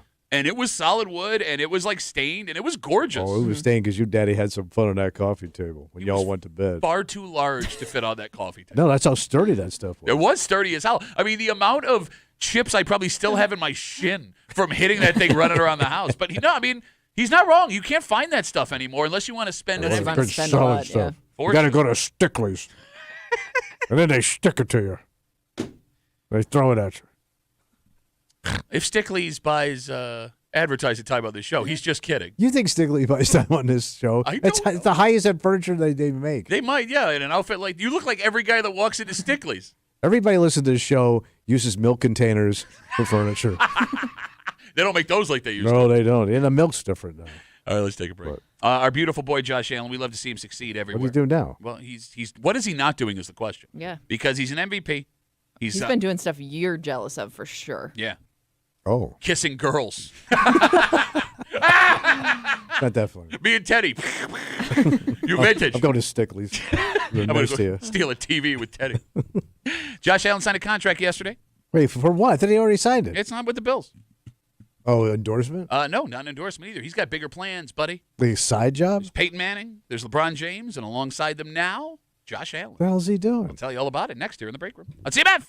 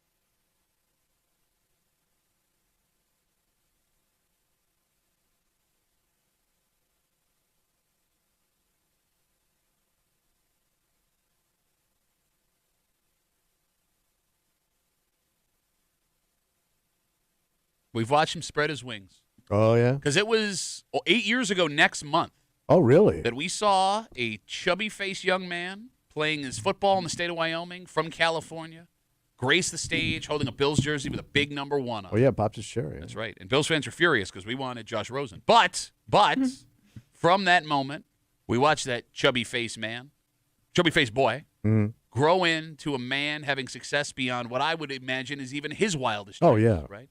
Success on the field. Love. Admiration. He's worth $500 million. That's right. That's right. And somehow yesterday, he did even more. Who? Fly, Josh.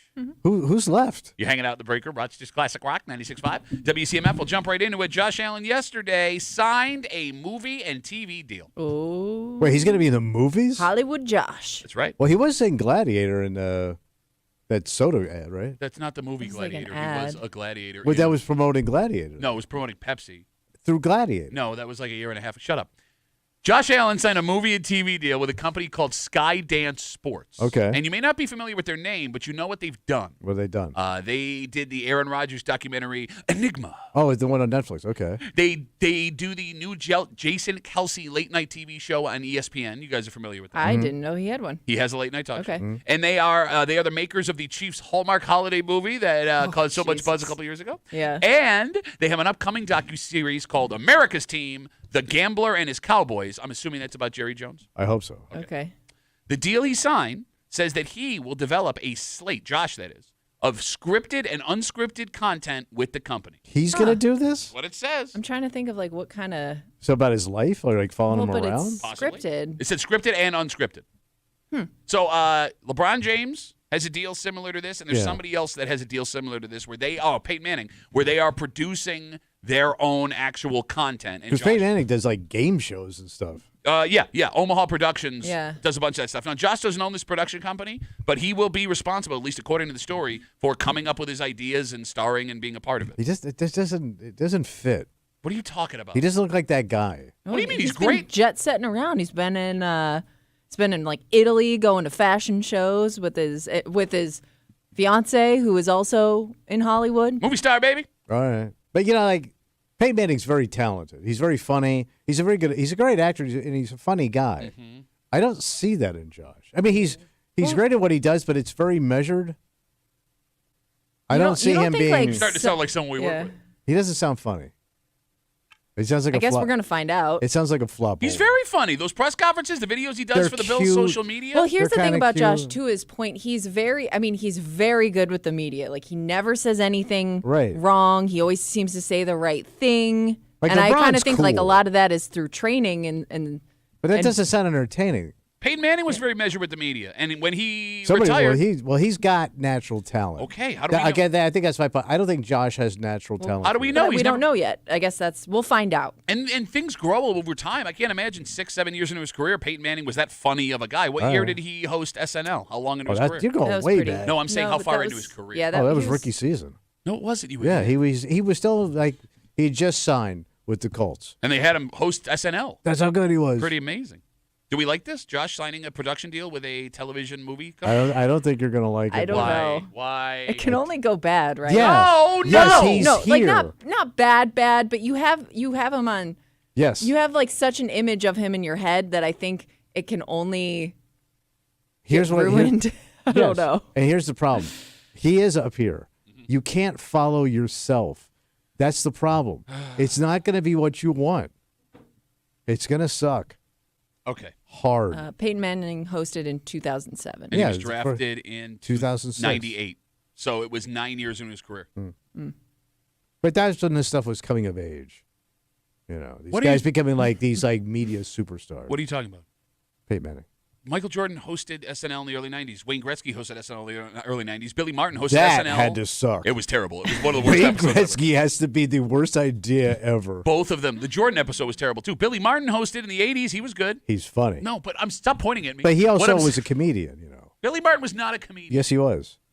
Bro, Yeah. he used to work at Dangerfields all the He was a doorman for Dangerfields. Nobody on the knows what outside. you're talking about right now. Well, you brought him up. No, I was giving you examples of this is not a new thing. It's never been a new thing. Hell, Art Donovan, who played in the NFL in the 50s and 60s, was doing this in the 70s. One of the funniest books you'll ever read is Fatso. He is great. But again, character guy. No. Okay. Maybe Josh is sneaky funny. His He can roll with the punches when people come to him with stuff. You know what I mean? All right, we'll see. Like I've seen him in interviews, and he's very charming. Yes, and he can be. Okay, look. I'll give you charm. Wit, timing, no, not happening. Okay, you're gonna be the gatekeeper to wit and timing on this show. Do you think he's going to be too boring? Yes. Like, do you think like there's no edge to him, He's which gonna is be the way stiff. we like him to be, by the way? He's too stiff. Peyton Manning was the stiffest guy ever until you gave him a vehicle in which he could let loose. You don't know that. You He don't what? know. You don't know how much Peyton Manning were you doing back in the day, when you were crapping your big flappy jeans. All I did in '98, I would have been 10. Yeah. You didn't know talent at 10? 12. My point is, I did nothing but consume the NFL. So I was very aware of how stiff Peyton Manning was until he was given an opportunity to shine, which now Josh is being given. Okay. 252 WCMF. Josh Allen yesterday signed a TV and movie deal with a company called Skydance Sports. They produced the Aaron Rodgers documentary. They produced Jason Kelsey's late night show on ESPN. They did the Chiefs Hallmark holiday movie. He is, quote, going to develop a slate of scripted and unscripted branded content with the company. They compare this deal to what Peyton Manning has with his production company, LeBron James with his. He's going to do, if it's at all like an inside look into the way he lives or his life or anything like that, we're going to find out that he does something weird. All these guys, not bad, maybe not bad, but something strange or something, like he eats something weird. Well, yeah. Or there's going to be something weird that comes out of this that he thought was normal that turns out isn't. He's a big 12-year-old.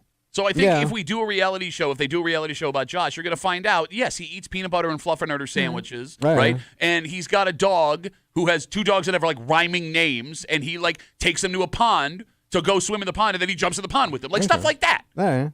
That'll be fun to watch. Doesn't kiss his son on the mouth. You know, things that you don't want to see from NFL quarterbacks in docuseries that they do. Look, for everyone that's nervous here, because I do sense some trepidation. Nervous. Kimmy is nervous. I am nervous. I'm nervous. He's done a lot of things that made us nervous at first. Because when he started getting those commercials, we were like, oh, he's getting too big for his britches, and that was great. And then he did that golf face-off with Mahomes and Aaron Rodgers, and everyone was like, oh, and that was great. He was on the cover of Madden, did not fall victim to the Madden curse. This stuff does not seem to be a distraction for him because he just keeps getting better. I'm not worried about it being a distraction as much as I am just like the perception of Josh Allen. I don't want it to change. He for won't be me. lovable anymore. He'll be overexposed, and people will be sick of his. Bro, you cannot overexpose NFL players. It's impossible. Yes, you can. Bro. Well, he's pretty buttoned up on social media. You don't know a lot about his personal life based on what he so posts. sick of Kansas City. Well, yeah, because we keep getting beat by No, them. but yeah, they're all over the place. Okay, yeah, if Josh wins 3 or 4 Super Bowls, I'm happy to let him be overexposed. I understand. The only weird thing to me about this, Kimmy, What's that? if Josh got this deal, Yeah. what deal is far better quarterback and actor Baker Mayfield going to get in the coming year? Baker had a pretty good season. No, because I heard. And he already had his run. I heard in the break room that Josh Allen doesn't touch Baker Mayfield, that Baker Mayfield is far more talented both on and off the field. Kimmy, I didn't see Baker Mayfield get any contract with television. Baker Mayfield already had a big one. And I don't think he had one commercial run. But it was hysterical. But he had one endorsement. He got to meet Alice Cooper. Bro, I think Top that. Alice Cooper's banging on Josh's door right now. Hey, you want to hang out sometime? You play golf, right? You like playing golf? Be my Frankenstein? We come back, wrap it up, tell you what we're doing tomorrow next here in the break room. Let's see WCMF.